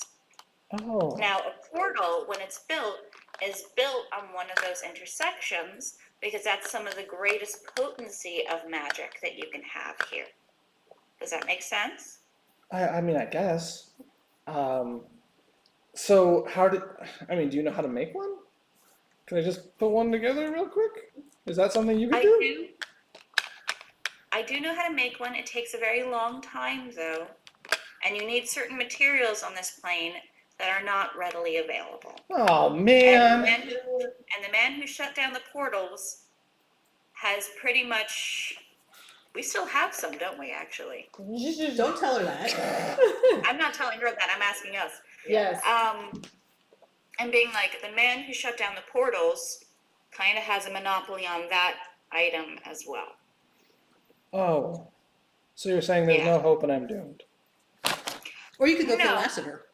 Why does you friend, I like that you are a good upstanding elf, but why do you keep telling me to kill people? Just that one. Just the bad Don't one. kill anyone else. What I would suggest is I'm going to You give could just her capture him and make him Vigdaladonian open the earring. portals. I'm going to give her the Vigdaladonian earring, and I'm going to tell her, go to the Vigdaladonian gate at Basilica. If you ask for Nilsa, the equitor at the Vigdaladonian tree, and tell her that Honor sent you, and that you are looking to use the portal they are building there Okay. to go home. I like to trees. the Trees are faith. good. Okay? Whew. And she knows who I am, and they will probably house you until you wish to go home. Oh, I It don't is need in a giant tree. house. But thanks. But they are building a portal, and they are not Lassiter. They will let you use it freely when it's built, and they live in a giant tree, which you might find very amenable to you. Yeah, that sounds very, very mean. Yeah. I like the And idea of a they're giant elves, tree. by the way. What's that? And they are also elves that I am directing you to, by the way. Okay, elves are good. I understand elves and gnomes to a lesser extent. Humans are weird. No offense. Other humans. But doesn't your ear itch? Never mind. Does yours? Well, no, it's just it's got the correct points on it so that you can. I mean, how do you attach fashionable wear to your ear if it doesn't have a point? Down here. Oh, you stab it through the base, and you never thought maybe there was a better way? You can clip things on as well. Oh, all right. Anyways, so I understand. Thanks for helping me calm down. This is making me feel a lot better. So your murderous friend over here says Weird, okay? we kill Lassiter, and then the tree people will make me a portal home. Got it. Okay, cool. We only really need to do one of those two things. Just Oh. probably just steer clear of Lassiter. Go. He is very dangerous. Ignore him. Yes. Just stick to Victaladonian territory, okay? You can go straight through their gate into their territory. Just go straight through to them and just stay there, okay? Don't try to Okay. go the rest of the city because it's quite dangerous at the moment, okay? It's dangerous in the city. Well, I hate cities, so. That part of the city is all countryside, so you will like it, and it's a big giant tree in the middle. Well, if it's a big giant tree, maybe I'll just go straight to the tree, because that's, I mean, sometimes it's nice to walk around in the ground. It really helps me, like, vent a bit, but most of the time, I just kind of, and a lightning bolt, like, zaps down next to her as she raises one hand, and when the lightning bolt is gone, you see that she's, like, whoomp, up into the cloud, and is kind of standing up there on top of the cloud, looking down. Like, normally I just ride around up here. It's much nicer. Anyways, thanks for all the help. And then the cloud just kind of. Your sister's names.